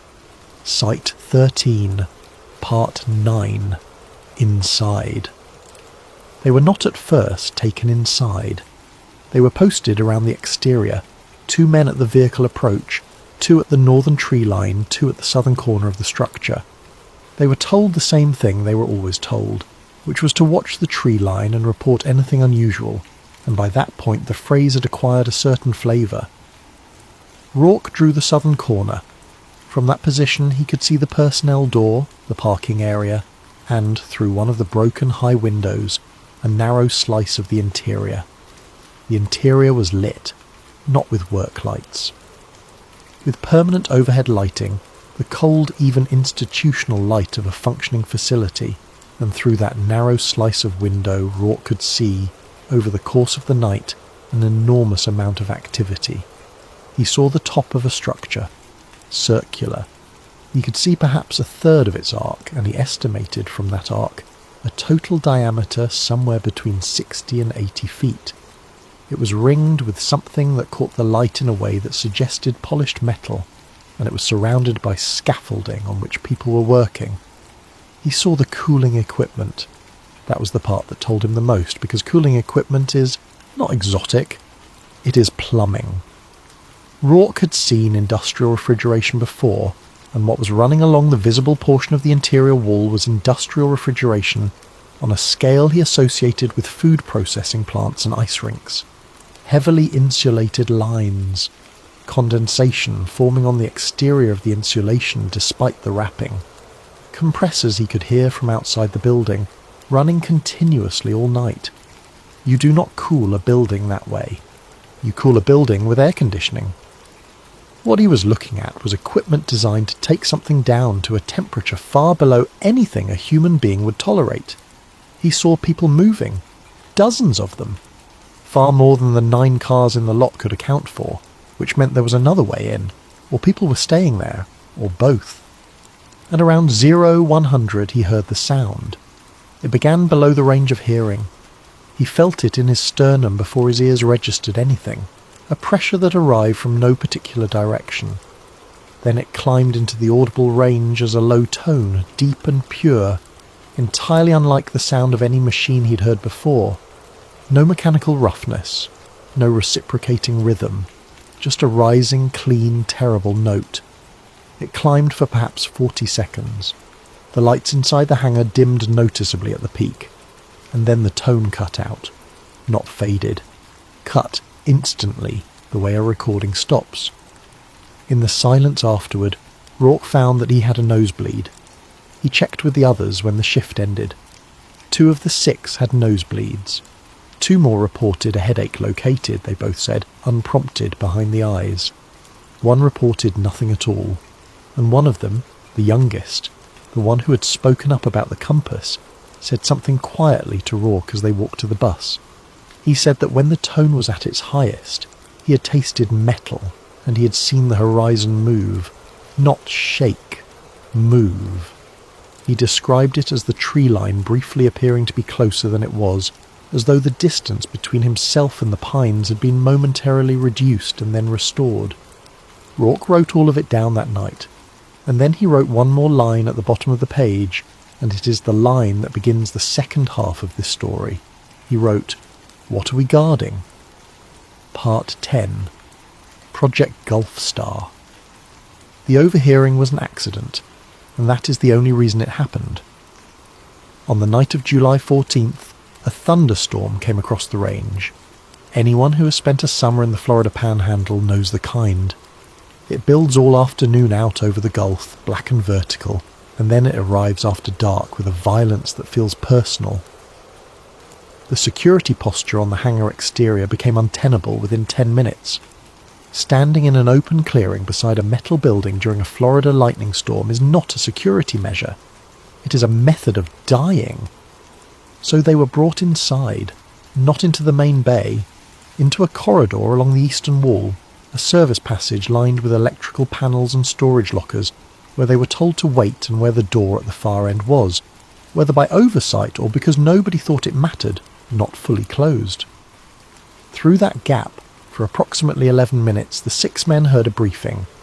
Rourke reconstructed it afterward in the notebook, and what follows is his reconstruction. He was clear, always, that it was partial. He heard fragments. He heard a man speaking with the flat cadence of someone presenting to a room of people who already understood the material. He filled the gaps himself. Here is what he wrote. The speaker referred to the program by name twice. The name was Project Gulf Star. The speaker discussed a schedule. There was a test designated Test 7 scheduled for a date Rourke could not make out, and there was significant discussion of whether the containment envelope would hold at what the speaker called full field. There was a conversation about power draw. A figure was mentioned that Rourke wrote down as a number of megawatts, and then he wrote beside it a note saying he did not believe he had heard it correctly. There was a discussion of what the speaker called the recovered geometry. Rourke underlined that phrase 3 times, and there was a moment near the end when a woman's voice interrupted with a question. She asked whether the mass estimate for the platform included the crew. There was a pause. The speaker said that Test 7 was uncrewed. The woman asked whether Test 6 had been, and the room went quiet, and someone closed the door. Part 11. What they were building. Let us step out of the corridor for a moment and talk about what this fictional program was actually meant to be, because a story like this only holds together if the technology inside it has a coherent logic. The premise of Project Gulf Star in our story is not a spacecraft. It is not a flying saucer in the popular sense. It is something both stranger and more mundane. The premise is that gravity is not a force in the ordinary sense, but a property of the shape of space itself, and that the shape of space, under sufficiently extreme conditions, can be altered. This is not, in its general outline, fringe thinking. The idea that gravity is the curvature of space-time rather than a force acting across distance is the central insight of general relativity. published in 1915, tested continuously ever since, and confirmed to extraordinary precision. Mass tells space how to curve. Curved space tells mass how to move. That is the whole architecture of gravity as modern physics understands it. What Project Gulfstar proposes in our fiction is a machine that produces curvature without mass. The consequences of such a machine, if it existed, would be difficult to overstate. A vehicle inside a region of engineered curvature would not need to be pushed. It would be falling continuously toward a gravitational well that it carried with it and that stayed always just ahead of it. It would experience no acceleration in the ordinary sense because it would not be accelerating relative to the space around it. The space would be doing the moving. There would be no exhaust because there would be no reaction mass. There would be no engine noise in the mechanical sense because there would be no reciprocating parts driving the motion.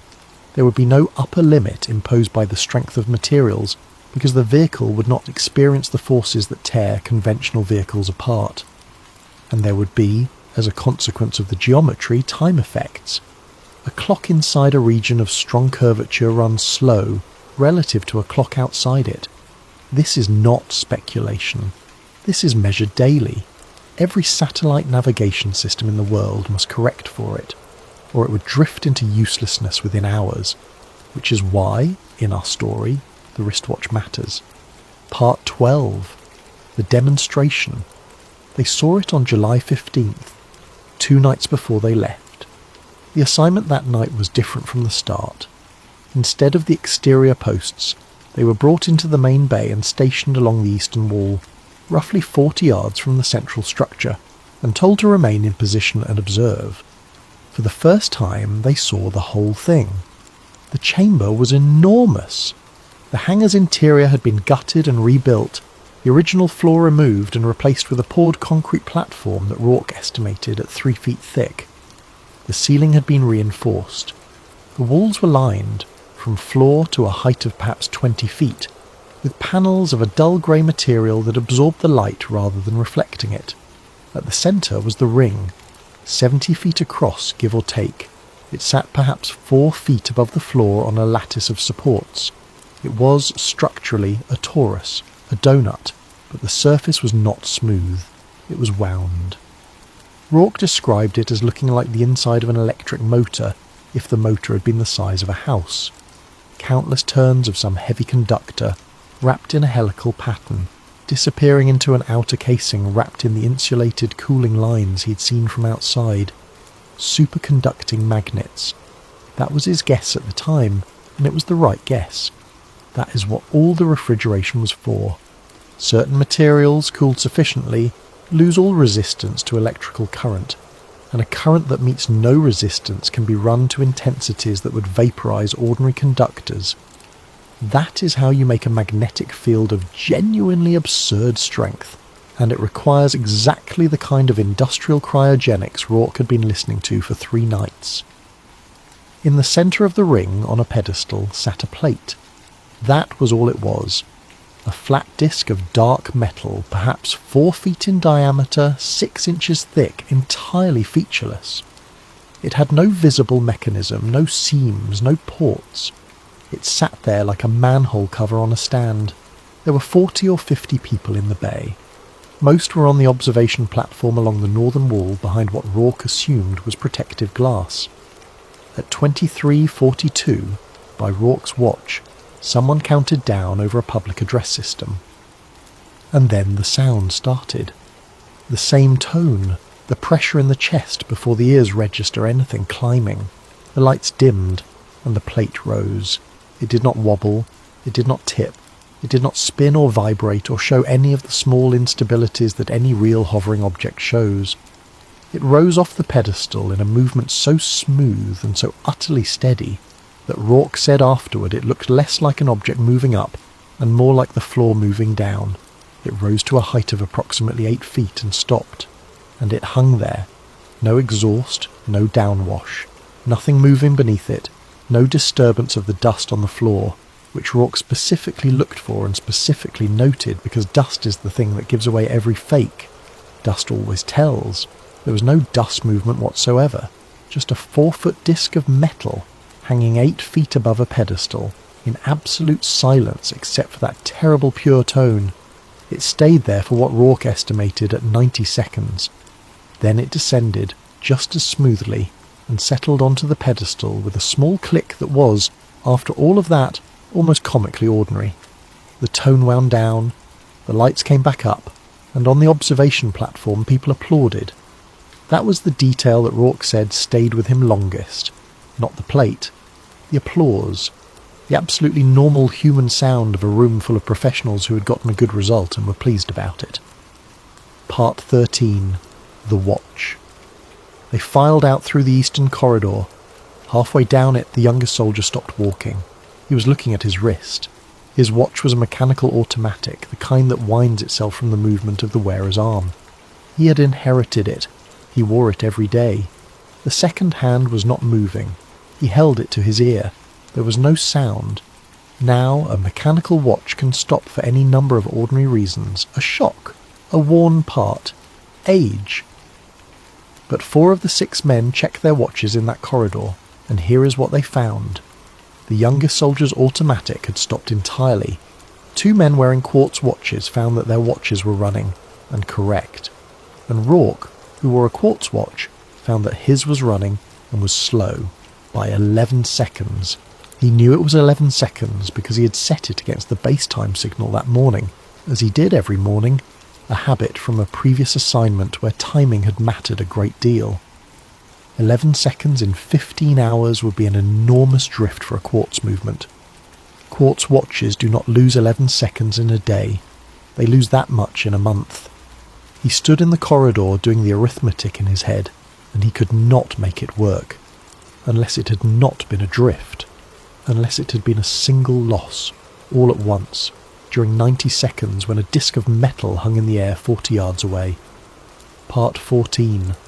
The Physicist. The man found them outside. He was, Rourke guessed, in his early 60s. Thin, grey, wearing a windbreaker over a shirt that had been tucked in at the beginning of the day and had given up since. He had the specific exhaustion of a person who has not slept properly in a long time and has stopped expecting to. He came out the personnel door while the team was waiting for the bus, and he stood near them and lit a cigarette with hands that were not entirely steady. For a while, nobody said anything. Then he spoke, without looking at them, in the tone of a man talking to himself in the presence of others. He asked if they had been inside. Rourke said they had. The man nodded slowly. He smoked. And then he said the thing that Rourke wrote in the notebook that night and underlined twice. He said, "This isn't propulsion." Rourke asked what he meant. The man gestured back toward the hangar with the cigarette, a small tired motion. He said, "It's space bending around the machine." And then he explained, quickly and quietly, in the manner of a man who has been holding something for a long time, and has found 6 strangers who cannot possibly repeat it to anyone who matters. He told them that the plate did not go up. He said the plate stayed exactly where it was, and the definition of down changed in the volume immediately surrounding it.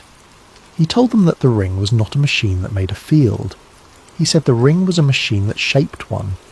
He said the field was already there, and had been there since before anyone in that building was born, and that the ring was an attempt to fold it.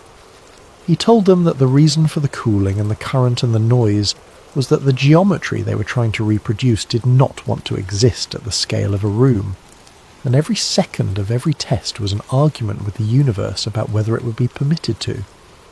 Rourke asked him where the geometry had come from. The man stopped talking. He looked at Rourke for a long moment, and then he did something Rourke found more frightening than anything he had heard. He laughed. Once. Not bitterly. Just a small tired sound of a man being asked the one question he had promised himself he would never answer, by someone who had no idea what they were asking. He said, "You should be more worried about where it goes." And then the door opened behind him, and 2 men in civilian clothes came out, and one of them said the physicist's name, and the physicist put out his cigarette on the sole of his shoe with great care and went back inside. They never saw him again. On the following night's assignment, When Rourke asked one of the technicians a carefully casual question about the older gentleman who had been out front the previous evening, the technician said that he did not know who Rourke meant, and that there was nobody on the project matching that description. Rourke wrote that down too, and underneath it he wrote a single word. Now, Part 15, the maintenance logs. The thing that convinced them was not the plate. I want to be precise about this because it is the most human and most believable turn in the entire story. The plate was astonishing. But astonishment is not the same as fear, and a group of trained soldiers does not throw away 6 careers because they saw something impressive. They had all seen impressive things. That was the job. What convinced them was paperwork. On the night of July 16th, during the last assignment any of them would ever perform for the United States Army, 2 of the 6 were posted inside the building at the entrance to the Eastern Service Corridor. That corridor, as noted, was lined with storage lockers and electrical panels. It was also lined with binders, facility maintenance logs. The absolutely unremarkable documentation that any large industrial building generates continuously and forever. Records of filter changes, of compressor servicing, of who signed for what and when. Nobody classifies a maintenance log. Nobody thinks about it. It is the most invisible paper in any organisation.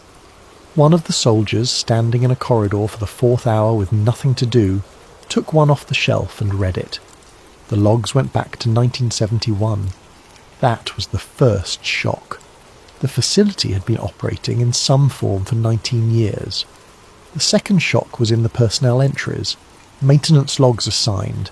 Every entry carries a name and an employee number, because that is the entire point of a maintenance log, to establish who is accountable for what. The soldier began flipping backward through the binder, and he noticed something about the names. They stopped. Not gradually, the way a name stops appearing when someone changes jobs, tapering off across a few months. They stopped. A technician would sign entries at a steady rhythm for 2 years, 3 years, and then there would be a final entry, and then nothing, and the work would be picked up by someone else in a different hand on the following line. He found 11 such stops in one binder. He pulled a second binder. He found 9 more, and then he found something that took the entire thing out of the realm of coincidence. In the binder covering 1978, someone had made a correction. A page of entries had been struck through and re-entered, which happens, and beside the strike-through, a supervisor had written a note explaining the correction, which also happens. The note read that the entries were being reattributed as the original signing technician was no longer available for verification following the incident of the 9th. The incident of the 9th. He looked for the 9th. The log for the 9th of that month was gone, not torn out. The binder was continuous. The year 9th simply did not exist. The 8th was followed by the 10th, and the page numbering had been redone. He put the binder back. He went and got Rourke. Over the remaining hours of that shift, working in rotation so that the corridor was never unwatched, they went through as many binders as they could reach. Their final count, arrived at hurriedly and certainly incompletely, was between 30 and 40 personnel who appeared in those logs, worked for a period of months or years, and then stopped, permanently, on a specific date, with no transition entry of any kind. And in 3 of those cases, the stop coincided with a missing page. Now, here is why that mattered so much more than the floating plate. Because a floating plate is a marvel, and a marvel can be explained. But a missing page is decision. Somebody sat down at a desk and removed that page and renumbered the binder and initialed the correction. It was not a machine that did that. It was a person doing a job on an ordinary afternoon, probably before going home to dinner. That is what frightened them. Not the technology, the administration of the technology. The fact that somewhere in that building was an office where this sort of thing was handled routinely, and had been handled routinely for 19 years, and where there was presumably a procedure for it. 6 men had just been read onto a program with no name, signed permanent non-disclosure agreements referencing physiological effects nobody had described, watched a demonstration of technology that was not supposed to exist, spoken to a physicist who then ceased to exist, and discovered that this facility had a 19-year history of people simply not appearing in the paperwork anymore. And they had, all 6 of them, been on the wrong side of that count for 2.5 weeks. Part 16. The tape. The archive was not a vault. That is worth saying plainly, because people imagine security as a wall, and it is almost never a wall, it is a habit. The archive at Site 13, in our story, was a room off the northern corridor with a standard institutional door and a cipher lock. Inside were shelving units holding videotape, hundreds of cassettes, in the industrial half-inch format that was standard for engineering documentation in that era, each in a paper sleeve, each labelled by hand. The cipher lock had a 5-button mechanical code, the kind where the buttons must be pressed in sequence. Those locks are secure against a stranger and useless against anyone who has spent 20 hours in a corridor watching people go in and out of the door. Rourke had the code by the second night. He had not been trying to get it. He simply could not help acquiring it, in the way a man trained to observe cannot stop observing. On the final night, he used it. He was inside the room for 4 minutes and 40 seconds. He did not have time to be selective in any sophisticated way. He read labels. Most were dense with alphanumeric designations that meant nothing to him. Some were mundane, facility surveys and equipment calibration runs, and one, on the 3rd shelf, in a sleeve that was more worn than its neighbours, was labelled in a way he could immediately understand. Site 13, Test 7. He wrote later that he took it because it was the only one he could read. He put it inside his shirt, against his back, under his gear. He closed the door. He returned to his post. And in the 90 minutes remaining in that shift, standing in the dark at the southern corner of a building that officially did not exist, Sergeant First Class Michael Rourke made the decision that ends the first half of this story. He had, in theory, options. He could report it up the chain. But the chain of command had already told him, twice, that things which had unambiguously happened had not happened. The chain was not a channel. The chain was part of the structure. He could go to the Inspector General, but an IG complaint about a special access program goes, by procedure, to people cleared for that program. He could go to Congress, but a soldier does not simply walk into a congressional office, and the process of getting there involves, at every step, informing someone that he intends to go. He could go to the press, and that, in the end, was the only door that did not lead back into the building. But you cannot walk into a newsroom in uniform carrying a stolen videotape and expect to be believed. You need time. You need distance. You need to be somewhere that a phone call from a base commander cannot reach. And most of all, you need to be gone before anybody notices what is missing. The 6 men met at 0400 on the morning of July 17th, 1990. The conversation, by Rourke's account, took under 20 minutes. There was no vote. There was no speech. There was a team leader laying out a situation, and 5 men who had spent years learning to assess a situation quickly and act on it, and who had all independently arrived at the same assessment days earlier, and had simply been waiting for someone to say it out loud. The plan was simple to the point of crudeness, which is the mark of a plan made by people who know they have no time. Get off the base, get out of the state, split the group so that no single interception loses everything. Move west, because west is where the country is emptiest and the distances are longest. Make contact with a journalist from a distance on their terms, and hand over the tape only when there was no possibility of the exchange being reversed. And then, when the tape was safe, surrender. All of them. Voluntarily, publicly, in a way that could not be quietly managed. That last part was Rourke's insistence, and it is the detail in this whole story that I find the most affecting, because it means that from the very first hour they knew they were going to prison. They were not running to get away. They were running to deliver something. The prison was on the schedule. At approximately 0500 on July 17th, 1990, 6 soldiers of the 7th Special Forces Group left Eglin Air Force Base and did not return. Part 17. The Manhunt. The reaction was immediate and enormous. and its scale is one of the genuinely odd features of the real historical case.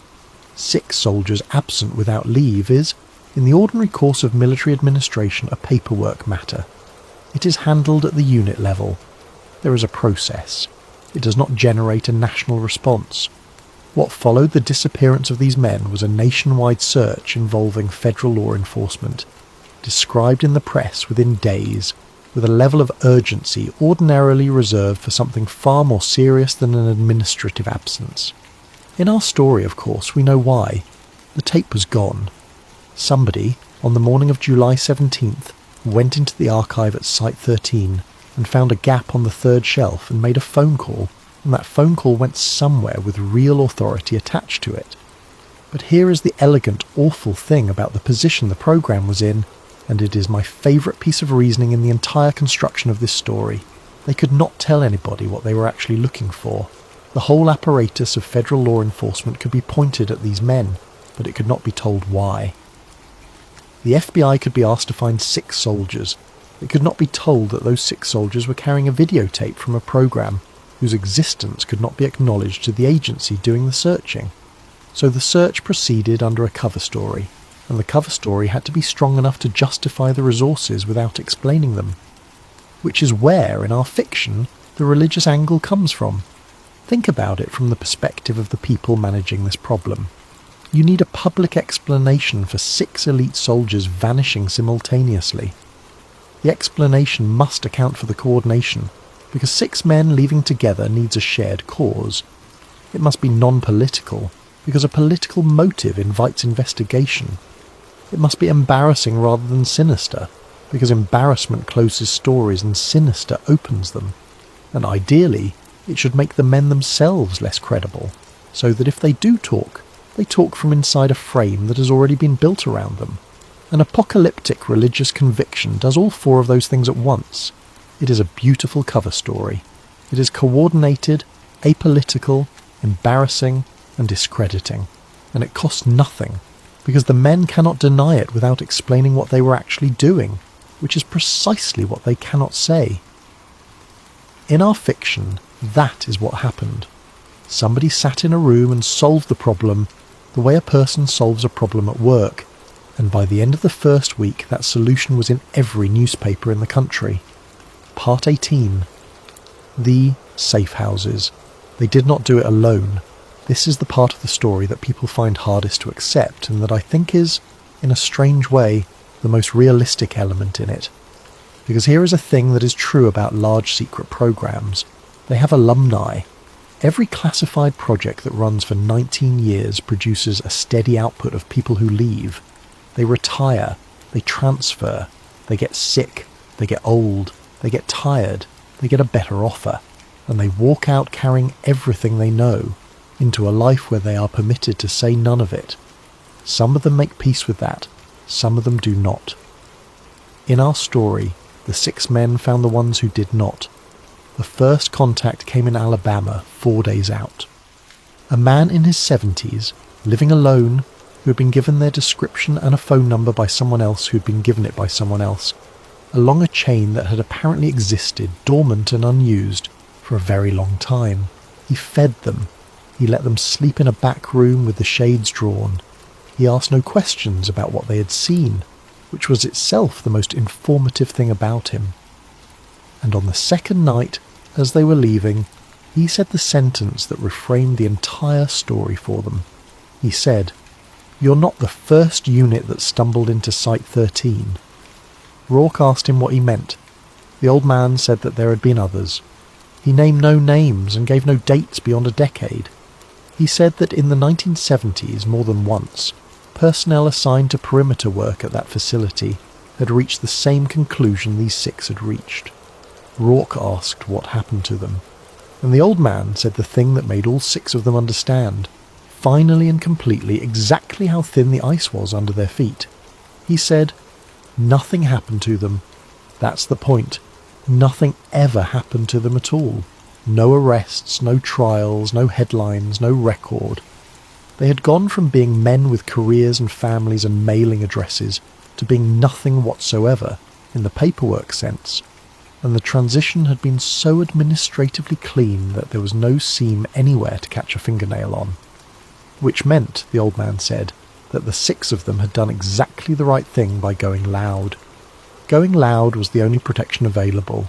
A man the whole country is looking for is a man who cannot quietly stop existing. The manhunt that was hunting them was also, in the strangest possible way, the thing keeping them alive. Part 19, Operation Clean Sweep. While the 6 men moved west, something else was happening behind them, and in our story it has a name: Operation Clean Sweep. It was not, in the fiction, a dramatic undertaking. It was again administrative. It was a small group of people with the authority to modify records, working steadily through a checklist over the course of several months. Construction contracts for the Eastern Range were reviewed and, where necessary, amended. Certain contracts were found to contain clerical errors regarding site designation and were corrected. The corrections had the effect of relocating, on paper, several $1 million of construction work from one part of the reservation to another. Environmental survey records were similarly reviewed. A survey conducted in 1983 that noted an anomalous thermal signature in a particular grid square was determined to have been the result of equipment calibration error and was superseded. Satellite imagery held by civilian agencies was addressed through a routine national security exemption process, resulting in the substitution of certain frames with imagery from adjacent dates. Personnel actions were the largest part of the effort. Between August of 1990 and March of 1991, in our fiction, 41 individuals connected to Project Gulf Star separated from federal service or their associated contractors. The separations were spread out. They were individually unremarkable. Retirements, transfers, a few resignations to pursue opportunities in the private sector. Nothing about any one of them would draw attention. Only the pattern is visible, and only if you already know to look for it, and by the time anyone knew to look for it, the pattern was 15 years old, and the people in it were scattered across a continent. And the facility itself? The facility in our story was not destroyed. Destruction is loud. Destruction leaves debris, and debris is evidence. The facility was decommissioned according to standard procedure. The interior equipment was removed over a period of 5 months. The ring was disassembled and its components were dispersed to 11 different storage locations under separate inventory numbers. And then the building was filled. Poured, over the course of a summer, with a low-grade concrete slurry, from the floor to a depth sufficient to entomb the sublevel entirely. The structure above was then demolished conventionally, the debris removed, and the site graded flat. Within 4 years the pines had come back. By 1994 there was nothing at that coordinate but forest, and 30 feet beneath the forest floor there was a solid mass of concrete in the shape of a room that officially had never been built. Part 20. Rebecca Sloan. The journalist in our story was named Rebecca Sloan. She was 38 years old. She worked for a mid-sized newspaper in the southwest, and she had spent 4 years on defence procurement, which is the least glamorous beat in American journalism, and, for exactly that reason, the most dangerous one to the people it covers. Procurement reporting is not about secrets. It is about money. It is about reading appropriations documents and noticing that a line item labelled facility maintenance in one district has grown by 400% in 6 years while the facilities in that district have not changed. It is arithmetic, and arithmetic, unlike a leaked document, cannot be denied. Sloan had, before any of this happened, already noticed something about the Eglin Reservation. She had noticed it the way you notice a rounding error, which is to say faintly, and without knowing what it meant. The contact came in the 4th week. A payphone. A conversation of under 2 minutes in which a man who would not give his name described, in terms she found bizarre and specific, a facility on a range in Florida, and asked her whether she would be willing to receive a videotape. She said yes. She said yes for the reason any reporter says yes. which is that the alternative is never finding out. The arrangement took 11 days to construct, and the caution on both sides was extraordinary. No addresses, no name locations in any conversation. A meeting point identified through a sequence of 3 separate calls to 3 separate payphones over 2 days.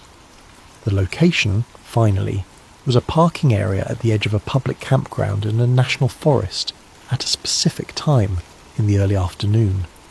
Sloane arrived 40 minutes early, which was the correct professional instinct and made no difference at all. The soldier arrived on foot. They spoke for perhaps 6 minutes. He was, she wrote later, not what she expected. She had prepared herself as someone frantic. Instead, she found a man who was calm, precise, and enormously tired, who gave her a compressed and orderly account of the last month of his life in the flat voice of someone delivering a report. He had the tape in a canvas bag.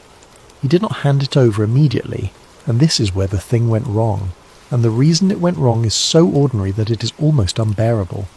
He wanted to tell her what was on it first. He wanted her to understand what she was accepting before she accepted it. He believed correctly that a person handed an object without context will not know what to do with it. That conversation cost them 4 minutes. At the end of the 4th minute, a vehicle entered the parking area. Sloane wrote later that the thing she remembered most was how unremarkable it was. It was not black. It had no antennas. It was a mid-sized sedan of a common make, and 2 men got out of it, and they were dressed like people on vacation, and they walked toward her car without hurrying. The soldier was already moving. He said one thing to her before he went. She recorded it in her notes that evening, and it is the only direct quotation from any of the 6 men in this entire story that Sloane ever published. He said, "Don't try to find me. Find the site." And then he was in the tree line, and the 2 men were running, and Rebecca Sloane was standing alone beside her car in a national forest with her hands empty. He got away. That much she knew, because she was still standing there 20 minutes later when the 2 men came back out of the woods, and their faces told her everything. But the bag was gone with him, and the tape was in the bag. Part 21. The Surrender. They came in over the following months, not together in the end, separately in different jurisdictions over a period of weeks. Each one walked in voluntarily. There was no confrontation, no standoff, no violence of any kind. They were taken into military custody. They were charged, as expected, with being absent without leave. And here the story hands the microphone back to the historical record, because what happened in those proceedings is a matter of public fact. They were prosecuted. The matter concluded. The press, which had covered the disappearance heavily, covered the resolution briefly, because resolutions are always smaller stories than mysteries. The narrative that survived was the one that had been built in the first week.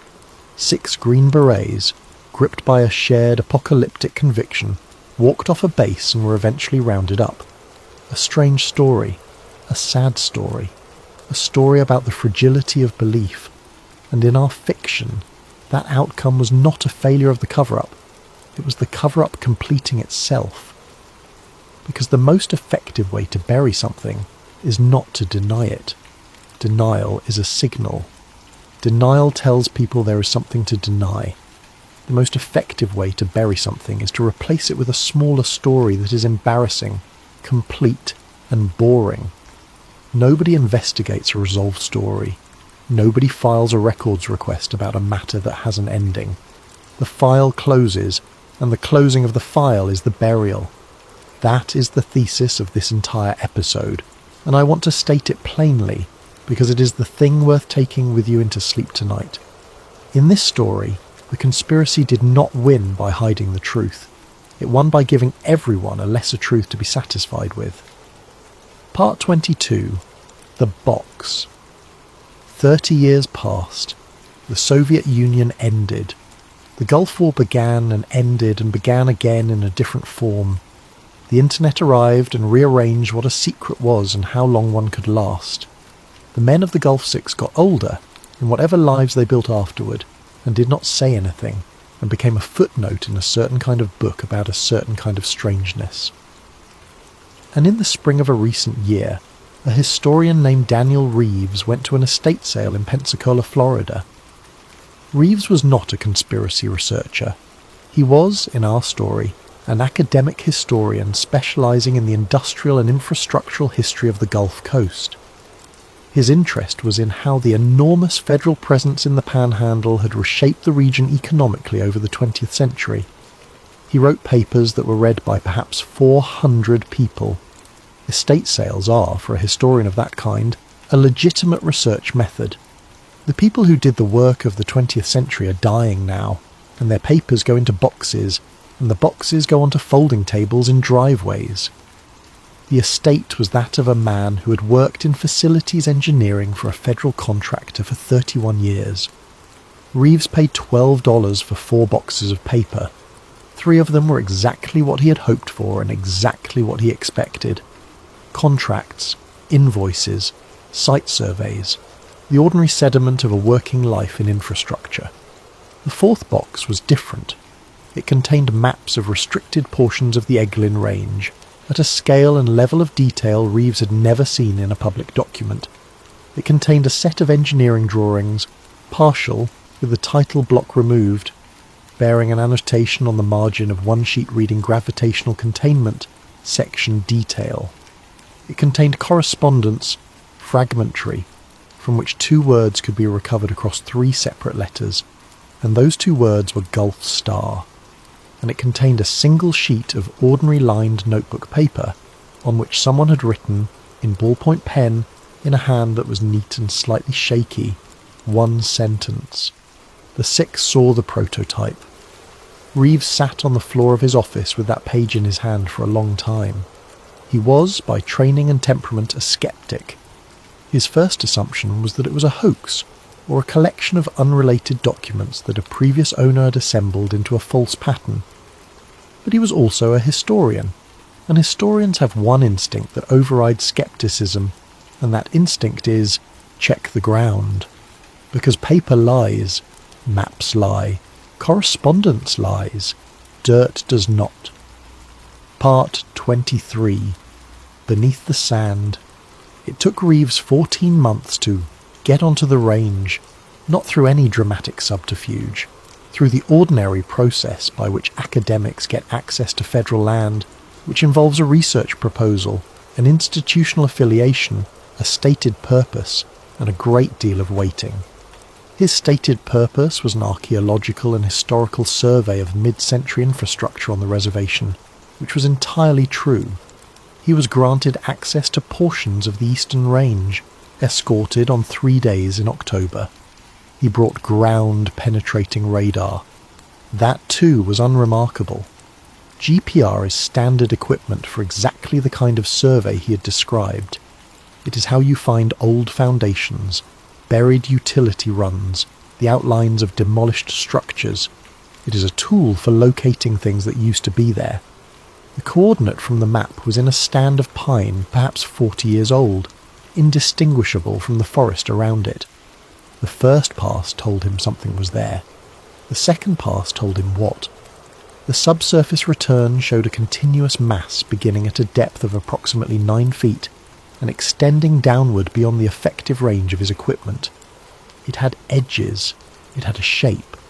The shape was rectangular in outline, approximately 140 feet by 220 feet, and within that rectangle, at a depth he estimated at 22 feet, there was a circular void or density anomaly, centred, with a diameter that his software placed between 68 and 74 feet. Reeves stood in a stand of pines in the Florida Panhandle, looking at a screen showing him a perfect circle buried under a forest. He did what any honest researcher does. He checked the records. The construction history of that grid square, per the documentation available to him, showed no structures, ever. The square was listed as undeveloped, having been surveyed in 1952 and again in 1996 with no improvements noted in either survey. There is a phrase for what he was looking at that Reeves used in his notes, and that I think is the perfect description of this entire genre of story. He wrote, "There is a building here that has never existed." Part 24.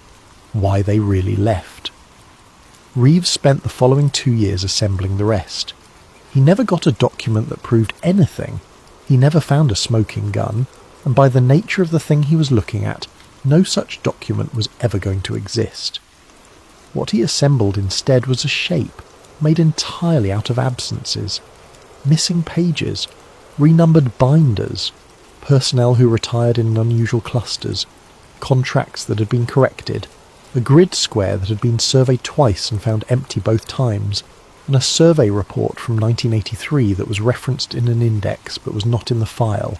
And what he concluded at the end of it was this: the 6 men did not run because they were frightened of the technology. That is the version people always assume, and it is wrong, and the difference matters. They ran because of what the technology implied about the world they were about to be living in. Consider it clearly.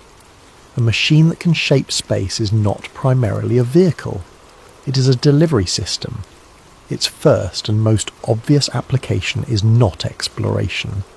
It is the movement of things from one place to another without crossing the distance between.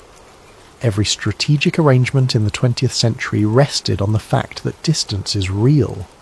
Deterrence works because a weapon must travel, and travel takes time, and time permits detection, and detection permits response. Every early warning system, every treaty, every hard-won piece of arms control architecture sits on the assumption that things must cross the space between here and there. Remove that assumption, and everything built on top of it falls at once, not gradually, instantaneously, in the moment the capability becomes real, and silently, because the first party to hold it has overwhelming reason to say nothing. That is what the 6 men understood in the summer of 1990, standing in a hangar in Florida, watching a plate hang in the air. They were not looking at a marvel. They were looking at the end of warning, and they made a calculation that soldiers are, in fact, specifically trained to make. They calculated that the thing they had sworn to protect was not the program. It was the country, and the country included the arrangement that kept the country from being erased in an afternoon.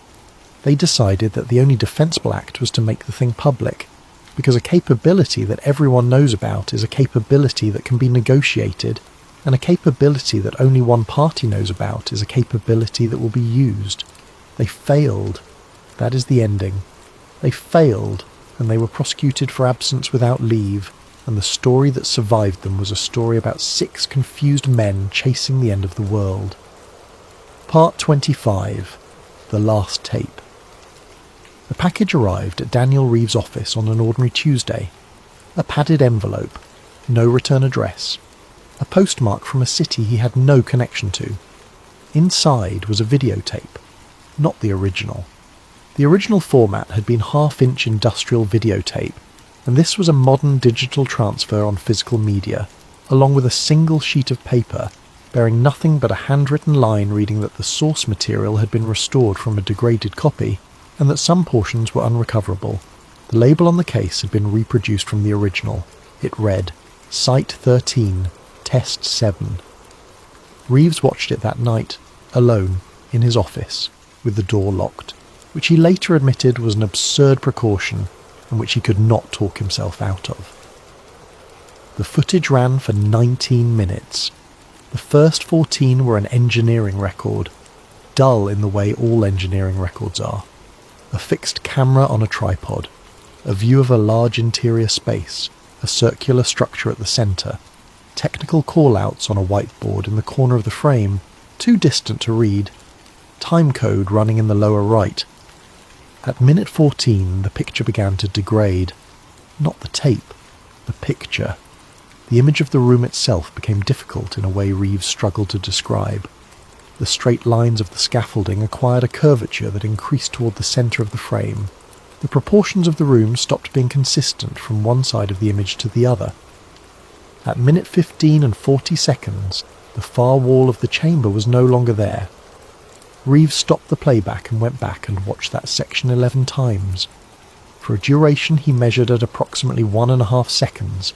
The wall at the rear of the frame was replaced by an area of the image that was not the wall. It was not black. It was not static. It was by his description exterior. There was a horizon in it, There was a ground plane of some kind, textured and pale, and the light in it was wrong. The light was the deep, saturated red of a sun very low in a sky full of dust. Then the wall was back. The remaining 3 minutes of the recording were the aftermath. People moving quickly, the camera being jostled, the audio, which had been ambient room noise throughout, becoming a confusion of voices, and at the very end, at minute 18 and 51 seconds, a figure walked into the frame and stopped and looked directly into the lens. He was in uniform. He was young. He was unmistakably a soldier. He looked at the camera for 4 seconds. Then he said one sentence, and it is the last thing on the tape. He said, "If you're watching this, they succeeded in convincing everyone we deserted." And the screen turns to static. Part 26, The Reflection. So, here is where we leave it. Not with proof, because there is no proof, and there was never going to be. That is not what this kind of story offers. What it offers is a shape. And I want to leave you with the shape rather than the answer, because the shape is the thing that stays with a person, and because I have been honest with you all night about what is real here, and I'm not going to spoil that in the last 5 minutes by pretending the story is anything other than what it is. Here is what is true. 6 real men, extraordinarily well trained, psychologically screened, professionally successful, walked off a military base in Florida together on a July morning in 1990, and a nationwide search followed, and the explanation the world received was about the end of days. That happened. That is documented. And it remains, 36 years later, genuinely strange. Everything else tonight was ours. The hangar, the ring, the physicist, the tape, Rebecca Sloan, Daniel Reeves, and the circle buried under the pines. We built all of it, together, and I hope it did what it was supposed to do, which was to hold your attention just gently enough that it eventually let go of you. But the thing underneath the story is not fictional, and it is the thing I would like you to carry down with you, which is this. Large institutions do not usually hide things by lying. Lying is expensive and fragile, and it requires everybody involved to remember the same falsehood forever. They hide things by being enormous and slow and boring. They hide things in the sheer volume of paper. They hide things by making the true story so tedious to assemble that no reasonable person would spend a life assembling it. They hide things by offering at exactly the right moment a smaller and more comfortable explanation that lets everyone close the file and go home. The most effective secret in the world is not a locked vault. It is a resolved case. And that is worth remembering, not because there is a buried circle in the Florida sand, but because there are 10,000 ordinary, unremarkable, entirely non-conspiratorial situations in every one of our lives where the same principle quietly applies. The file that closed a little too neatly, the explanation that arrived a little too quickly and fit a little too well. Sometimes it is just what it looks like, but it is worth noticing when it is not. All right, that is enough thinking for one night. Let all of that go now. Let the hangar go, and the pines, and the 6 men on the road heading west with a tape in a canvas bag, and their whole lives already spent. Let the room around you be exactly the size it is. Let the ceiling be at its ordinary distance. Let the walls stay where they are. Feel the weight of your body against whatever is holding it up, and notice that you do not have to hold yourself up at all. That has been taken care of. It has been taken care of the entire time. Breathe in slowly and let it go out on its own without pushing it. Again, let the jaw unclench. Let the shoulders drop one more time, because they have crept back up while you were listening. They always do. There is nothing left for you to do tonight. Nothing needs solving. The file is closed, and this time that is a good thing.